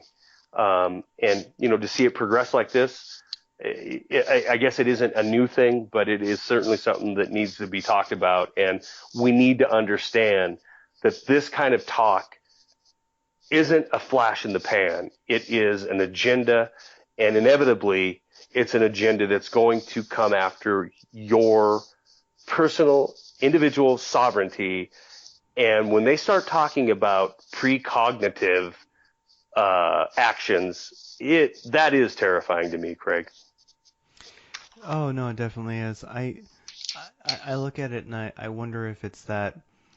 I imagine it's been planned for a long time, but I look at it and I think, so you did have 9/11, which many believe or many know. It depends on how you look at it.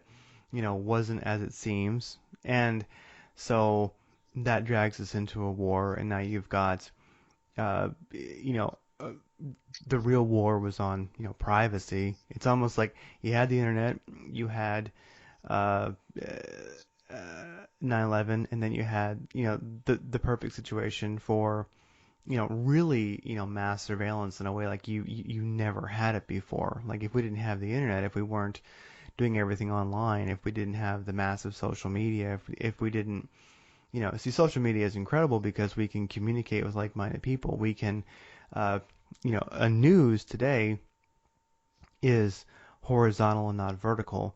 Like vertical is back when it was the major networks, CBS, NBC, Fox, it was vertical, as in it came from the top and was dropped on you, but now, news is more and more horizontal. It's between people. Like I really think if it wasn't for horizontal media, where news can spread incredibly quickly horizontally, like we wouldn't even have gun rights in this country, in my opinion, because right now, when the horizontal media drops bombs, on the Second Amendment, you might say, the horizontal media has beat them to the punch, basically. So I think that, I don't know, I just wondered to myself, what is the acceleration? Because I think that that's the thing for me that I look at. What's going on right now that's causing this acceleration? Maybe I'm just noticing it. Maybe it's always been there. Maybe it's always been happening as quickly as it could. We're just seeing that it's kind of like the lion sneaks up slowly on the antelope or the gazelle or the zebra, but then that last moment it closes the gap very quickly. And I feel like that's kind of where we're at. The lion is now pouncing. I think that's a great point. That last bit happens very quickly, and I just wonder, is what's happening right now part of the plan, or is there a reason for the acceleration? And to me, I think there might be a reason for the acceleration because people aren't buying it. But people buying it or not, people knowing the truth, people speaking against, at this point, does it make a difference? Well, on a couple points you made there, I like the lion analogy and the acceleration. So I think in the last 15 years, if you're in your 40s like me and Craig, then you can really relate to this. If you're not, if you're younger, if you're Hipster. if you're it doesn't mean you're hip, Craig. All right, I know you're living on the hill, and everything from up there is a different view.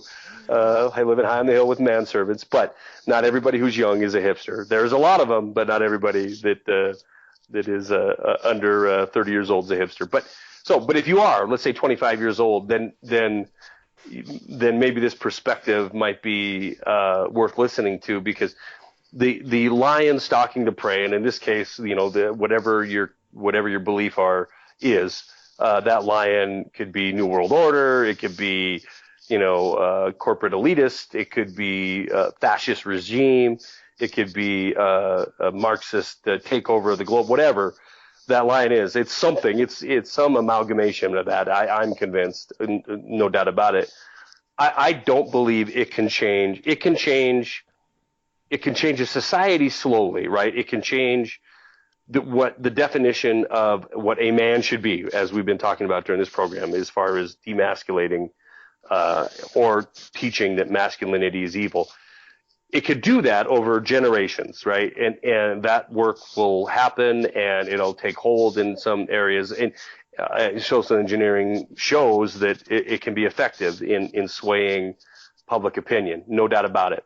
So there's your stalking, but the quickening to the kill, I think we've seen that in the last 15 years on a couple different occasions. Namely, 9/11, I think, was a kill shot, because after 9/11, you saw drastic changes that couldn't happen even over generations of water torture, changing things slowly. You had to have 9/11 in order to get the Patriot Act approved, and in order to demasculate Congress to be an ineffective body requiring executive orders and dictatorial rule. You had to have 9/11 to evaporate the notion of precog military action, right? Preemption. That would have never been just sat back and stood for, or sat back and allowed to have happen prior to 9/11, at least by modern generations. The idea that we're going to pre-invade a country because they could be maybe potentially one day a terrorist hotspot, that could have not happened. And then we saw it again with the collapse of 2008 on a different sphere, which is the financial future of the country and the planet, for that matter. We had to show the people that government needed to be so entrenched in our financial system to the point where it had to rescue these institutions that aren't elected and have no oversight. But we had to be taught en masse that if there is a financial crisis, it isn't you that can handle it, America. It isn't you, world, that can grow and build and produce your way out of a crisis. You need government. You need central banks. Without them, your country goes into the toilet. And that train of thought, although it has been water tortured to us since 1913, that central banks control and keep economies in check and make sure that money flows the way it's supposed to. And so that had been taught is the only way of having a financial system is through central banking. But we learned as a planet in 2008, we were taught that only these financial juggernauts like Ben Bernanke, like Hank Paulson, like the institutions like Goldman Sachs, they had to be in control. We had to shit can the Constitution. We had to forget about any normal processes of rescuing. All right, here's an example, quick example, side note here. Look, you remember Chrysler, the Chrysler Lee Iacocca bailout, the $1 billion that was given to Chrysler in order to, and how it was just so controversial and almost never happened. And it was just shocking that a bailout like that could occur. And then we have 2008. By 2010, not only is it not shocking, it's expected, and damn near it will be demanded at the next financial crisis that government steps up and saves these criminal institutions that have crippled the world financially. So yeah, I do believe there's this slow stalking, which is social engineering on a macro level, where we're going to, completely change the opinion of what a man is, of what a relationship is, of what what a family is. We're going to completely change. We're going to socially engineer the country into believing that what is traditional is evil, and what is not is the only righteous path. But when it comes to earth-shattering changes in our constitution, in our country, in what we see a country even is, we have to have these kill moments. And I think 9/11, I think 2008 was a prime example. If you're feeling any kind of pace quickening now, well, I would say it's right on time, because 9/11 spawned into the next 9/11, which was September 2008. So the next major crisis, if we keep the same time structure, the next kill shot is going to be next year, and it will be at the handing over from red team or blue team to red team. So you can almost set your watch by it, if my theory is correct, that, yeah, we're going to have another lion pounce coming here pretty quick. Yeah, I think that something that's really made me nervous. It's like there's always those kind of aha moments where you realize something, and I know that I should have probably seen it during the Bush years. I mean, it should have been obvious, and I'm not saying I didn't notice a lot going wrong when when Bush was president, but I look at Syria. Like, I've been following that a lot, and I think about, as far as like those lion pouncing moments. Since I've been following Syria the best I can. I mean, it's such a complicated issue that, and everybody's referred to in Arab. Hey, there, you back? Yeah, sorry about that. Yeah, I was gonna say that. And so everything that happens in Syria, like in the Middle East, it can be hard as a Westerner to follow, just because the nomenclature is difficult, of the different groups, etc. But in looking at Syria, I'm certainly not, incredibly knowledgeable about what's going on there, but in doing my best to follow it and looking at the geopolitics of Assad and Syria, America's history with them, that one has, I say, given me that feeling of like a lion pouncing moment, because I don't know why. I realized that during the Bush years we were doing we were invading countries and causing great hardship, and we didn't and it was based on bullshit, basically. But I never quite grasped it like I have with Syria, like the incredible mainstream media and government, saber rattling and just blatantly, lying about Syria and what, who Assad is, etc. I mean, I feel like, man, if you put any interest in any effort towards the geopolitics of what's happening in Syria, and like the BRIC nations, versus the West, etc. I mean, Right. Syria it's revving up to be, I've never actually, even during the Bush years, was I ever really worried, but when it comes to the whole Syria situation, it's the first time I've ever actually, been worried, where I go, the country to a great extent is run by, it just makes me think, kind of idiots who are puppets. They're owned. I mean, I don't know. I could go on a lot about. You mean our country? Our country, yeah. You start thinking like, Yeah. what is going on? Who really runs the show around here? Because, like, I really can't. I'm not saying I like Putin. I wouldn't want him to be president, that's for sure. But I look at it and I go, well, I mean, you got the West, which includes Europe and the U.S. I guess you could say Australia, etc. We invaded Iraq, we have Afghanistan, and now we want to go after, Syria for different, geopolitical reasons, mostly around petroleum, mostly around oil, and so everybody is. So it was just the West for a while, and we're saying, well, we're gonna, basically take those countries that we want, that have resources that we want, and we just did it, and we did it under the, guise of propaganda and such. Oh, so and so is bad, so let's bomb the fuck out of his country and kill, hundreds of thousands of people because this guy is mean. It's ridiculous. So I really can't blame the BRIC. I mean, really, the BRIC nations. I have to admit, when I look at them rallying and kind of like the leadership of Putin, not saying I'm a fan of his, but in stepping, I mean, when I look at this chessboard in the Middle East and I look at what Putin just pulled off and the nations just pulled off, you've got Iran sending troops into Syria to keep Assad in power. You've got Russia has troops in there. China has troops in there, or soon will.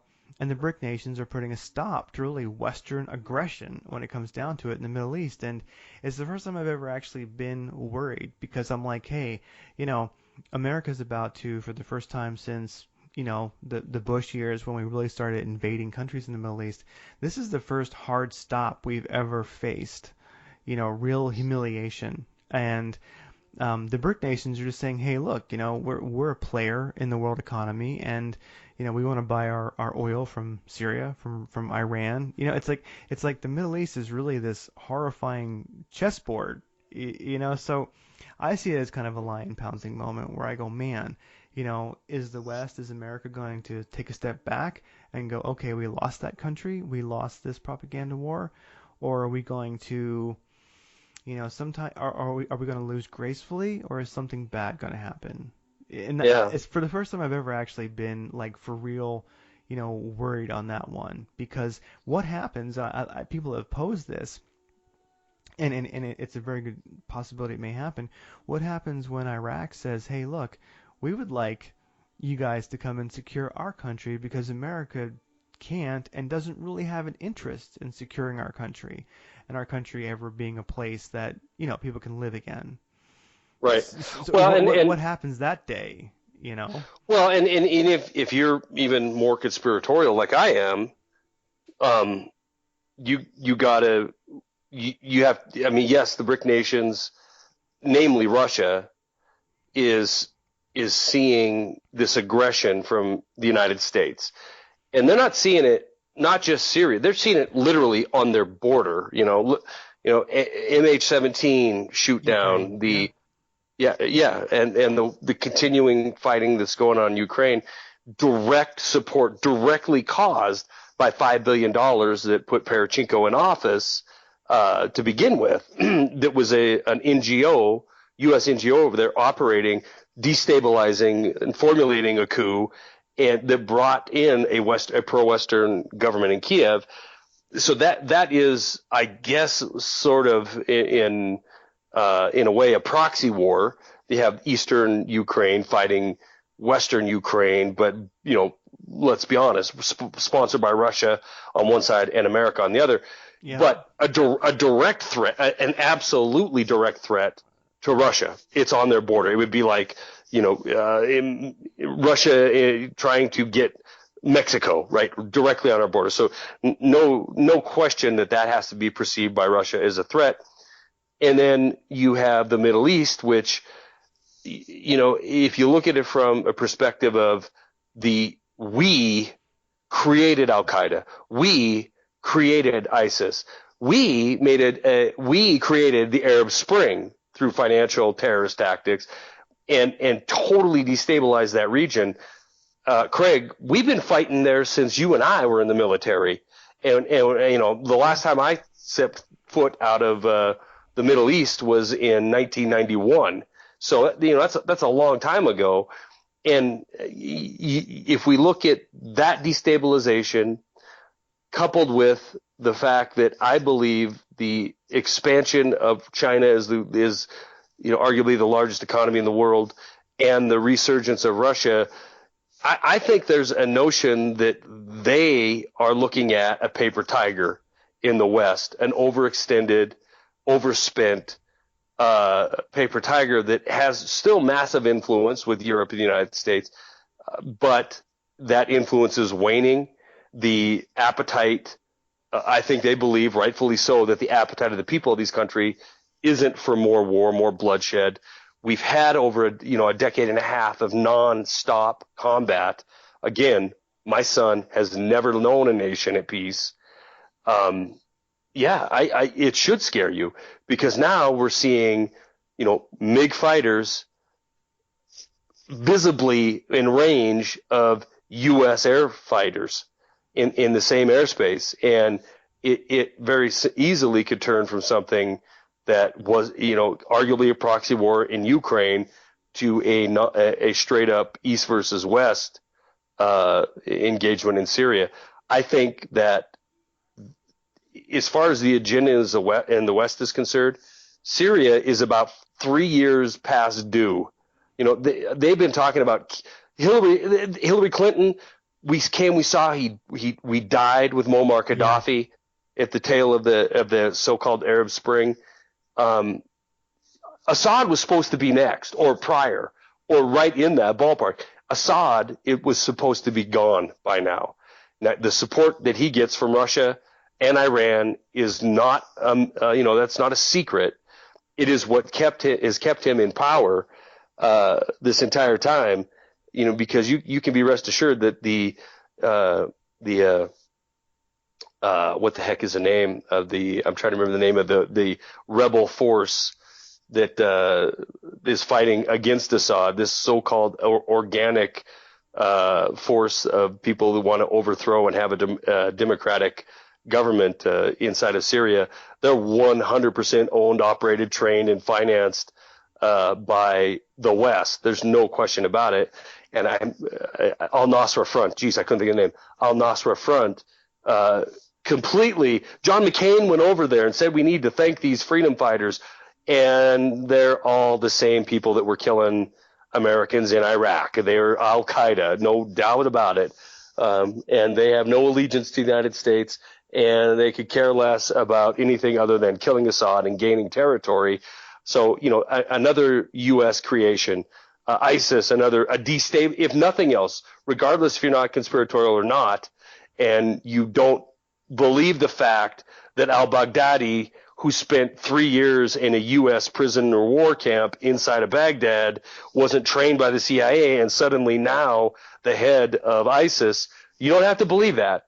But you cannot ignore the fact that ISIS sprung out of destabilization in the Middle East, and there is nobody else that we can blame for that. We cannot blame Saddam Hussein. He stabilized Iraq. He stabilized that region of the world. Tenuous, yes. Stable, for sure. There was no weapons of mass destruction. We went in there in false pretenses. It's been destabilized, namely since 1991, but specifically since 2003. If by nothing else other than happenstance, we created the threats in the Middle East right now. So, yeah, you have Russia saying, F you, we're going to kill your threat, which is ISIS, al-Nusra Front. We're going to go in there. We're going to kill them. We're going to support Assad. We're going to support Iran. It's an in-your-face. I don't give a It's the first time that a generation has seen another nation act like we are acting, right? Yeah. When's the last time you heard of a unilateral move by a nation to move into an area and say, F you, this is a no-fly zone. We're going to kill these people on the ground. And if you don't like it, too bad. And if our media is shocked by this, and our people are shocked by this, then they're hubris, arrogant pieces of garbage that don't realize, hey, we're just looking into a mirror. We're just looking at what we're doing. But now that there's a country or a group of countries that are willing to stand up and say something about it, it worries me too, because I don't see the future wars as these skirmishes into the sandbox. I mean, it certainly could be something much larger on a global scale. It's happened throughout history, and it's usually what happens at the end of a great financial calamity, you know, that rapes a nation of its wealth.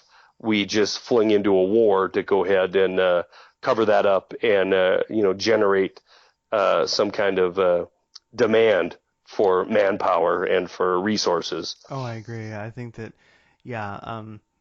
So Syria is something I definitely watch along those lines, because I think that's really where things are happening right now. And so I guess the coming weeks, months, we will see. You know, I do worry about.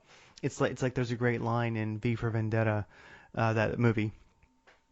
I've seen it. Good If movie. you've seen it, yeah, where he was saying, oh gosh, the chief, well, the lead detective, the cop, was saying to the junior guy, he was saying, if your government had done, you know, all of this, if it had done terrible things, if it had been lying to you, would you want to know?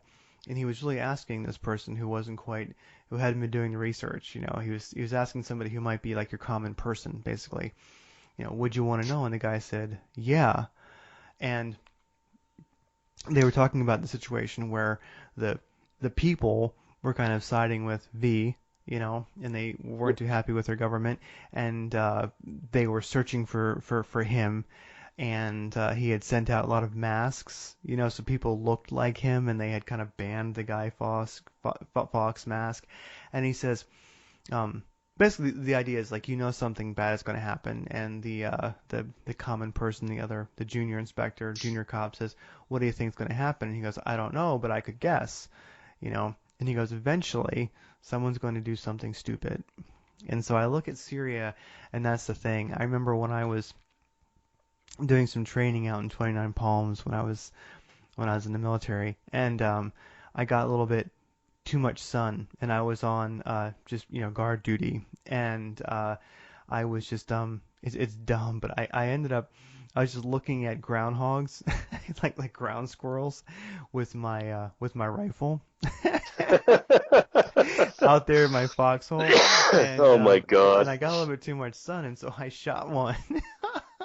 Are you serious? Yeah, and people ask like, what the hell are you doing, and I was like, I don't know, but I've been sitting out in the sun too long. My brain got too hot, And so when you look at, so you can imagine, they were like, "What the hell's wrong with you?" You had to get. Did you get in trouble for that? Oh, I got in trouble for that. Yeah. Well, basically, luckily, they figured that, Simpson is ignorant, but he's not that stupid. And they figured, okay, so you got too much sun on your grape. You're not. So they took me to medical, and I was dehydrated, and they gave me an IV, and and I pretty much got kind of forgiven for that one, But that's the thing when you're dealing with two countries, and you got Russia saying this is a no-fly zone, etc. And you have all this armor looking at one another, mistakes. Just mistakes alone happen, Yes. And so I mean, the way I look at it is there's a certain desperation that I see right now to get American people to believe. Like, I'm not saying Assad is a nice guy, but he's not who he's been painted, and I look at a certain desperation in our media. Like, for instance, Toyota.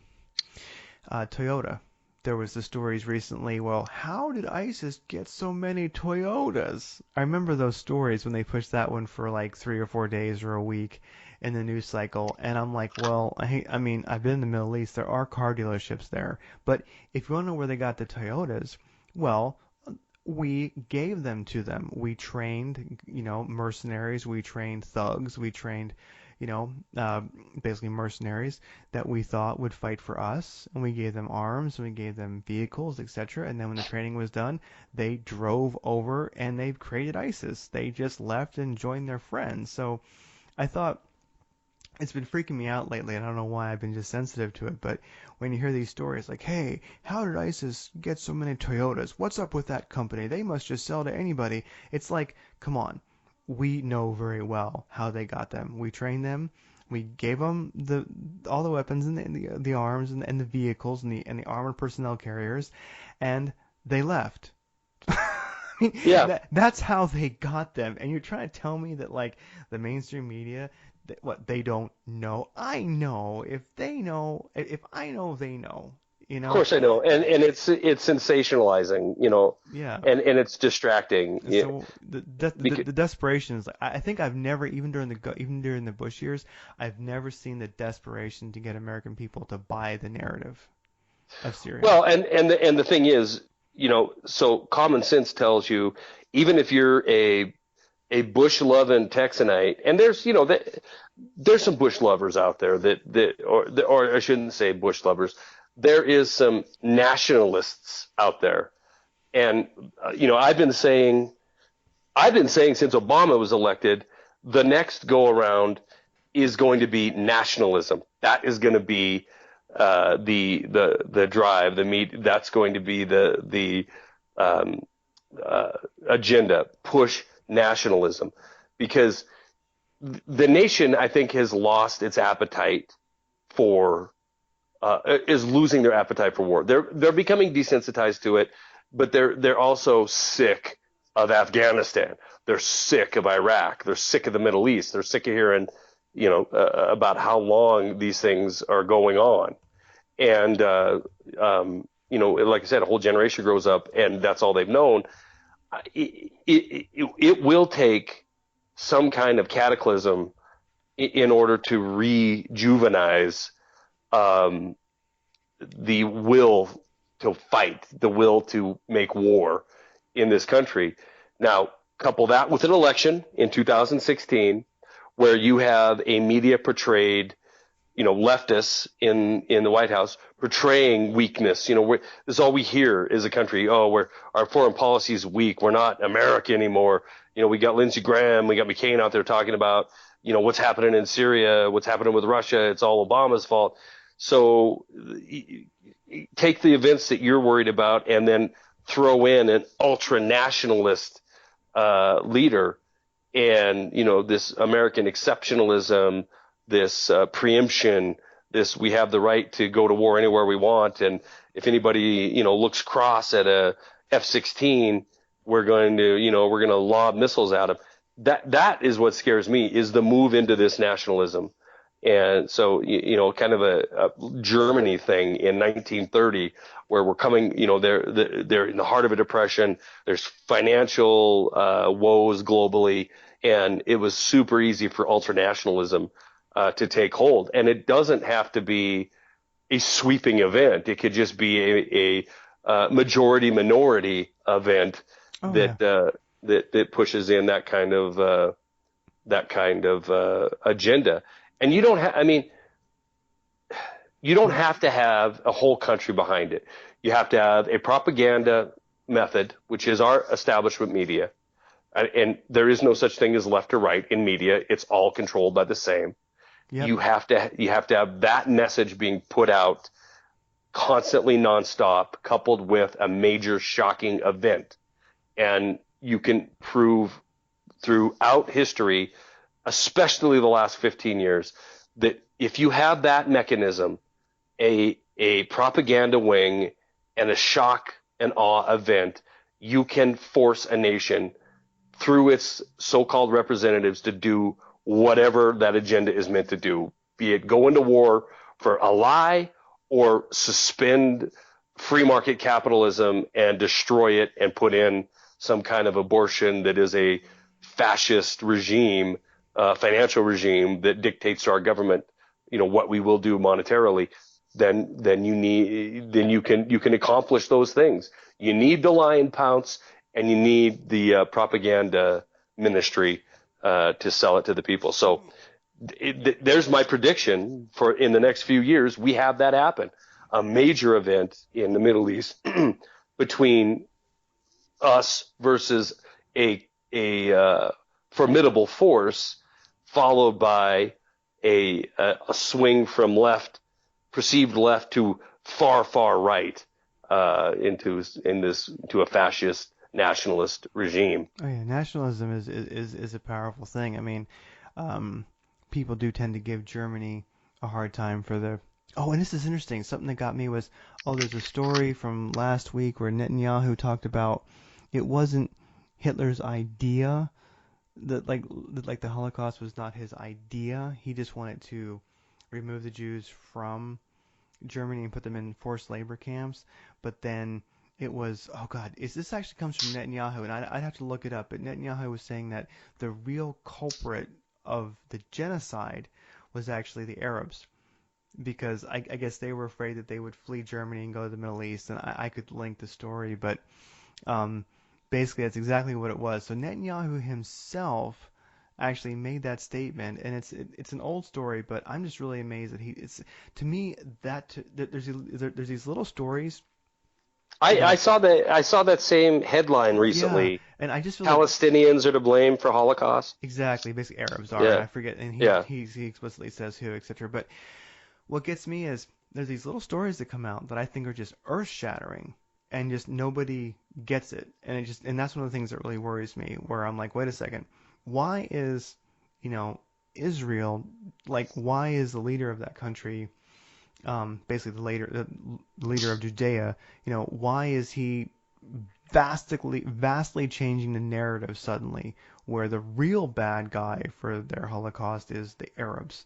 That to me is like, why did you come out and say that? Because for one thing, he sounds like a nut. But besides that, that to me is a big deal. Why are they changing this narrative suddenly? I mean, this is going against a lot of history that they've pushed, and you start thinking like, what's going on? That's a huge narrative change all of a sudden. Oh You know, yeah, I'm like, yeah.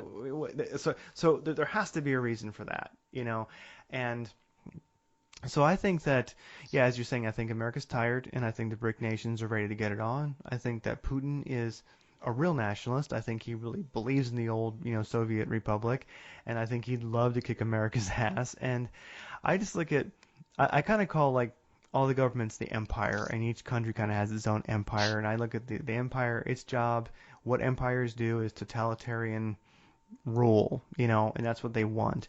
And so in a sense, I think that we're in an interesting time where I think that like totalitarian rule has like come down with boom, on America to some extent. And I think Yeah. why is that happening right now? Because I think this is the last moment they can do it. Because there's an interesting thing, like the first republic in America was in 1751, right through the Cumberland Gap. Some settlers went that way and they kind of hung out with the Shawnee tribe, I think it was, and etc. So because the crown was saying, hey, you know, don't go west very far, but settlers were just going west because if you went too far west, well, you were just in the open country. You weren't really part of, the crown's territory anymore. So the first republic was in 1751, and I forget what happened to it, but there was a republic in this country before America by, European settlers. So I look at it, you know, I don't know. I think that like the totalitarian hammer is kind of coming down because that's just what empires do, and I think it's coming down right now because they're running out of steam. I think it's just running out of time. I mean, that's just my take on it. I think the dollar is running out of supremacy. People aren't buying the stories so well. I mean, I know I'm kind of unsettled because I'm sure people who are really watching the mainstream probably believe the serious stuff, but I'm like, wait a second, you know, I don't think many American people really, care that much past their local sports teams, much less having World War III. I'm like, I think that, the elite are out of touch. So that's just how I see it. I think we're in the I think it's kind of an exciting time because I think it's the last moment that this can be pulled off. I mean, like nationalism, like you were saying, in World War II, like I started saying, because I'm getting tired, but like we give Germany a hard time for the Holocaust, which was bad, and you have Netanyahu changing gears on what really happened and who perpetrated it, but people forget that America had internment camps. We had the Japanese, thrown into those, and if they were getting gassed, would Americans have really put up that much of a fight? Would anybody have said anything? I doubt it. And so in a sense that nationalist, fervor, when people feel threatened, yeah, I mean, it's a scary thing. So I just look at like the empire as trying, you know, it's one of those things where when you push somebody who's cowardly, that's about the only time that sometimes they'll do something that has a bit of courage to it. That Yeah. like, and I just think like we're kind of pushing a big bully who's really cowardly, and we're pushing him right to the edge where he's going to have to back down or he's going to like become, actually maybe find some rage, some courage, some testosterone, and actually, fight back. So I don't know, when you push a bad person into a corner, when you push a criminal into a corner, it's different than when you just push. If you just happen to look at a civilian who's a decent human being and you push them into a corner, they may, fight to get away. But when you push somebody who's a bad person in the first place into that corner, a really hardened criminal, now you have a whole new element. And so I don't know, we are, and I'm kind of babbling in circles a little bit, but it is an interesting time. I don't think we have that many years or months or weeks before we see, I think the direction a lot of this stuff is going to start to resolve. No, I don't disagree with you. I guess I hate predictions, but my best estimate would be that 2016 is going to be we're on track for another major event, and it absolutely is going to be a culmination of our nation invasion. I was going to say nation building, but we're really not. But it's going to be a culmination of our conquest and global financial decay. Yeah. The decay that's happening. I know that Dow's pushing 18,000 again and all that crap, but it is all crap. It is. You have, the largest nation on the planet who is, their economy is crumbling, beneath them, and they desperately need a war to keep 1.5 billion people doing something so they don't lose power. You have a West who is just so war weary and immigrant invaded, and that's the entire West, and being destabilized by this mass exodus of one region of the world to another, caused by their own aggression, the West's own aggression into these regions where people are fleeing from. So the world is very much on a powder keg, and you're right. Most people, I was just saying America, but Canada's kind of the same way. I was just up there, and really, when I sat around with a group of guys that were in business guys, their conversations were, I felt, not that informed when it come to geopolitical events, which hasn't been my experience with Canadians. They usually seem to be more in the know. But there's a lot of turmoil up there because of their new prime minister, and that's beside the point. But the notion that very shocking times are in our near future, I would have to agree with you on that, Craig. Hey, we're like 2.5 hours into this, and just hitting 2, so it's probably a good time to call it quits. Do you have a gun of the week you wanted to that you're? Actually, I was thinking, an odd thing that I saw was a Ruger Mark II. We all know that we all know that 22 pistol. Yep. There's a model you can get, and I'm not sure if they still make it, but I saw one and I thought it was really kind of cool. A Ruger Mark II with a 10-inch barrel. Oh, is it tapered then? Taper skinny and thick at the chamber? It just looked like a regular Ruger Mark II with like a 4 or 6-inch barrel, but this thing was 10. So what exactly you would do with that, I don't know. But it's kind of like a Ruger 10/22 pistol. You know what I mean? Just cut the stock off and you've got, And so I thought that was, I don't know the practical application of it. I guess it would be good for rabbit hunting, or just one of those things you saw it and it's so unique looking. I thought a Ruger 10/22 10-inch barrel, now there's a good pistol for what I don't know, but I kind of want one. It'd be fun. Yeah, it'd be a fun plinkster, and they're kind of cool. Yeah. My gun of the week isn't really a gun of the week as much as it is, I'm sick of hearing about gun of the week. And honestly, I don't know how this is going to go over with you or anybody listening, but I was in Edmonton Airport at one of the, I think they're Hudson newsstands, and they're in like every major airport. And they sell books and magazines, and they have just everything you can think of magazine-wise. And I like them because you can find shooting magazines of every flavor and stripe, right? Oh yeah. The bug out magazines to the tactical guy magazine to the outdoor mag. There was at least 15 publications on that rack, and every single one of them had an AR-15 platform on their cover with some new grip, some new front end, some new upper, some new lower, some new buttstock, and I was just overwhelmed. I looked at it and I'm like, okay, how, we're talking about a 50-year-old platform that has been pimped every direction imaginable, and I've just thought to myself, I own AR-15s. I know you do too. I love them. I love mine, but I'm just over it. I'm over seeing the new greatest latest thing that I have to attach to it, or the newest greatest latest composite metal composite that I have to have my full length handguard made out of, or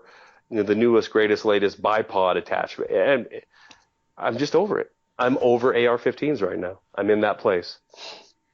I'm into Tika T3s, but AR-15s went. So my AR-15, as it occasionally does, went to the back of the gun safe, and now I'm mad at it. I'm mad at the over pimping of AR accessories. It's time for a new. In AKs are it's virtually the same. I mean, it's just there's only so much that you could do, modify, add on, triggers, barrels, sights. I'm just excited for a new intermediate cartridge battle rifle to come onto the scene. Oh, I can see what you mean. I remember when we were in the military, which was a little while ago, it was just the M16, and I didn't have any fancy optics, etc. And it kind of, when I was in the military, it felt like an old rifle. That's kind of how we saw it when I was in the military, was an old rifle. The M16 was old. It was Vietnam era. And it still had the carry handle. It still had, when we first went in, we were using the original M16. Yeah. So it didn't even, I think the ones we had in basic, they didn't even have the rib foregrip on it. It was just the plastic, tapered. So anyway, I know what you're talking about for sure. Yeah. So it's a good point. Like has the AR-15, has it actually become, and nobody's noticed, the 1911? Yes. It has. It's like we're all still like, it's so glamorous and there's so many companies making money selling accessories, etc. But you're just pimping a 1911. That's exactly what it is.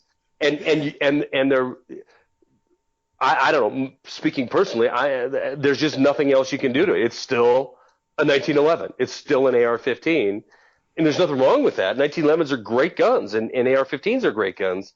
But how many freaking magazines can you sell by plastering any kind of AR platform on the front of it?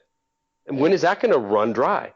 It don't matter. I mean, you can put a mutant on there. You can put an AR-10 on there for a while. You can put, something with a chromium bolt. It's just still an AR-15. I don't even like bullpups, but I would like to see, more bullpups plastered on, something new. But it isn't. It's safe. It sells. It is, tried, true, tested AR-15, and so we're gonna polish the turd a different way and sell some magazines or sell some accessories to go with it. Oh, exactly. It's proven like a 1911, but a 1911 being proven doesn't mean that it's really cutting edge. It's not cutting edge. It's proven. Yes, you can hammer nails with it all day and then fight with it that night, but it's not my preference, as cool as it is. And so it's true with the AR-15. It's like it's getting a little, so like the AR-15 is getting a little 1911-y. I think that's pretty accurate. It's Jeff Rintz sent me an email asking me. He saw a video I did a long time ago on the SLR 106, which is my Arsenal AK in 5.56, and he was debating getting one or a Mini 14, and I thought about it for a while before I answered him, and I'm like, well, why not an AR? And then I stopped to think, I'm like, well, okay, there is no difference. There's no difference. Go with the Mini 14 because not everybody and their brother has one. It'll do exactly what your AR-15 or your AK-47 chambered in 5.56. It'll do the exact same thing. It's no worse. It's no better. But you can get a 30-round mag for it. It's semi-automatic. It's a tried and true operating system with that type of bolt, which was on an M1, which is on an M14, and now it was downsized to a Mini 14. It's very reliable, very tried and true. I don't like it, but it's going to work. And and then my final point in the answer to him was what you had said to me once about how you like the smaller mags because it doesn't necessarily, like for an AK, you can use a 10-round mag because it doesn't necessarily look like you're going out there and showing the world. Yeah. yeah, you're going out there showing, hey, I got this assault rifle. It looks more like a rifle, a hunting rifle or whatever. Yeah. And a mini 14, it's still wood in a lot of cases, it's still wood stock, and it just looks more rifle-y than it does assault rifle-y. And at least it's something different, even though it's not that different. It's been around a long time. It just isn't on the cover of every magazine. The last time the Mini 14 was really cool was when Mr. T had a chrome-plated one in the A team. Oh, that's funny. Yeah, that'd be a cool rifle. I guess Yeah. the only other like gun I was thinking about this week was along the same lines you're talking about. Wasn't really a gun, but was just an idea. Was There's actually two of them. One you made me think is uh, check out like if you go to like the gun mag section, people like check out the prepper mags. Those are kind of new in our history. And those didn't exist a couple years ago.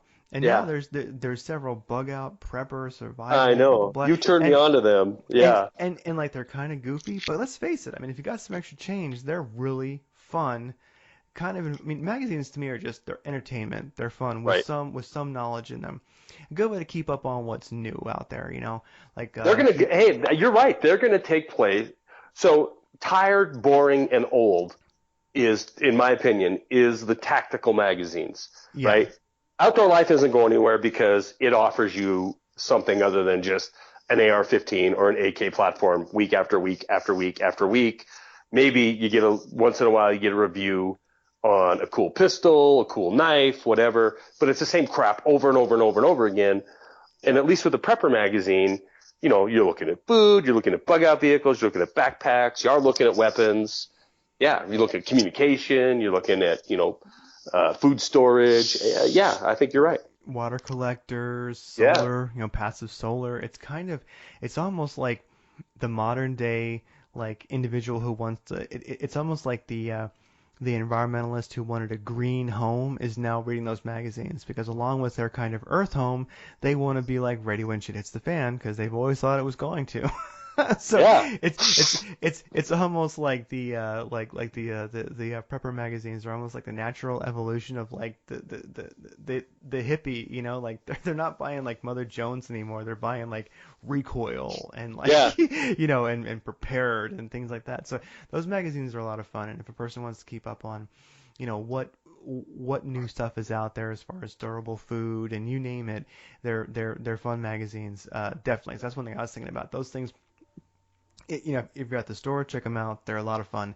And then other than that was because the Pacific Northwest and other ideas out here. I was pondering this. I'm not saying I'm going to do it, but I was pondering is putting a red dot. So on the hunting rifle, putting a red dot on a 45 at a 45-degree angle, kind of like you would do on like an AR or an AK, fighting rifle. You'd have your scope and have like either have like you have your scope and have like your red dot on the angle or vice versa. Sure. I was thinking like on the hunting rifle here, where 100 yards would be a long shot.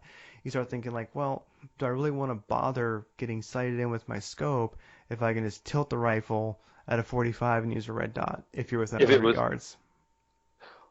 if it was at 100 or if it was closer in. Well, 100 or closer, 50. I mean, 100 yards maybe you'd use the scope if you have time. It's better.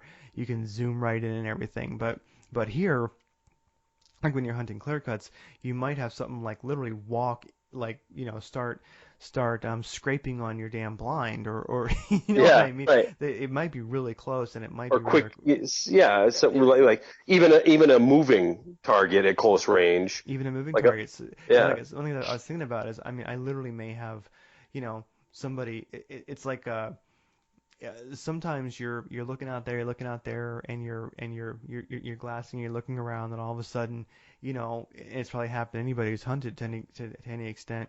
All of a sudden a buck walks out or an elk walks out, like 15 yards from you.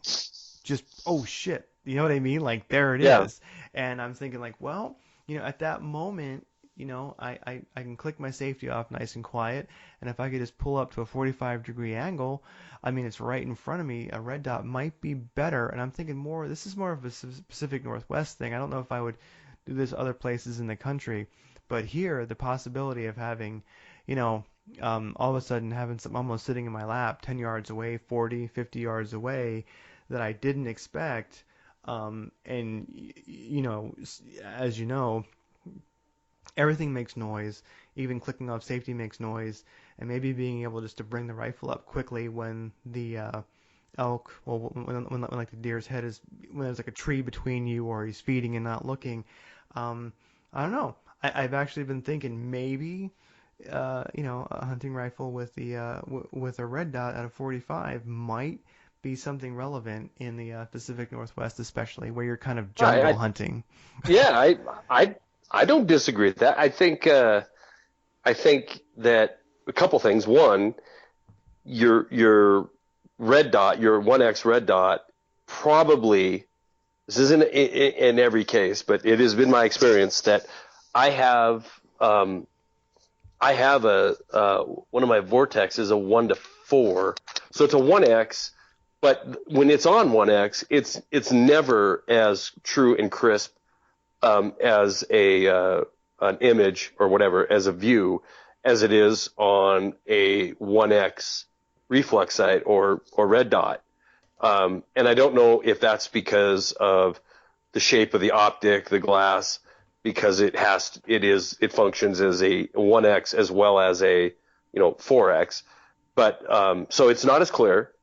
In a lot of cases, like your Vortex, you have the red dot in that scope, but there's no question that if you train and use a red dot, strictly red dot that's left on, you are going to be a lot more proficient with that at close range than I think you could be with adjusting from 4 to 1 or whatever with your regular scope. So in some ways, it would, let's say you're 308, it would make sense for you to get a decent, even a fixed magnification, a fixed 4 power or 6 power scope, and then have the red dot on there for up close, because you're probably not going to need, a 12x or 18x magnification.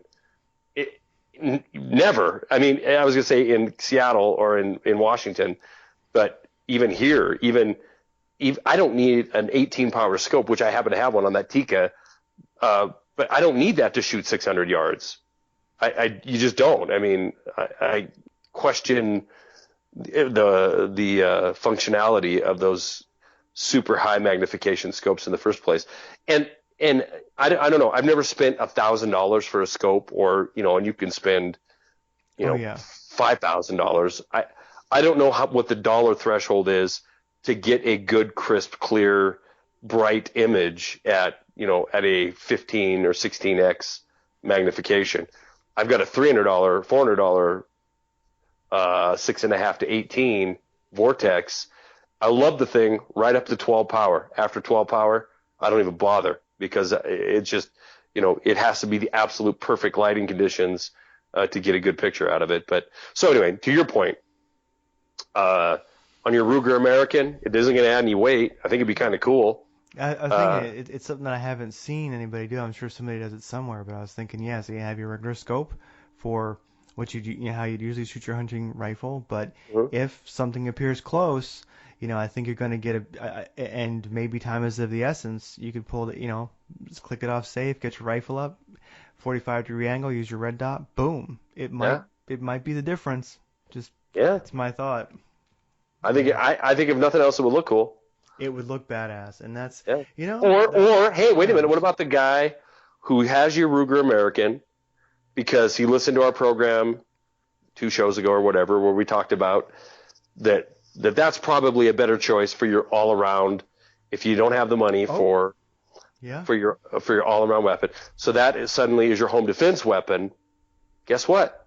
That red dot's going to be really handy if you're having to use it in a home defense, close quarter type of situation. I should be doing that to the Doomer rifle right now. Yeah, actually, so that might be a good project. It's like, people, send us your pics of your hunting rifle with your red dot at a 45. Hey, we're gonna start a trend. It gives me something to. You remember the Doomer rifle, the cut down 308 American with aggressive flash or muzzle brake on, full Picatinny rail. That is what's going to happen. I have to do that now, Craig. That's what I'm going to do. All right. I have a red dot floating around. It's going on the side of it. That's awesome. So that we can talk about that next time. Well, I am done for the night. I will get this all put together. All right, man. I will talk to you when I talk to you. Thanks for staying up late. It's 11th, so 10:30 there. Was it 2 hour, two and a quarter hour? I think just at 2. All right, buddy. I'll talk to you later. Talk to you later. Bye. Bye.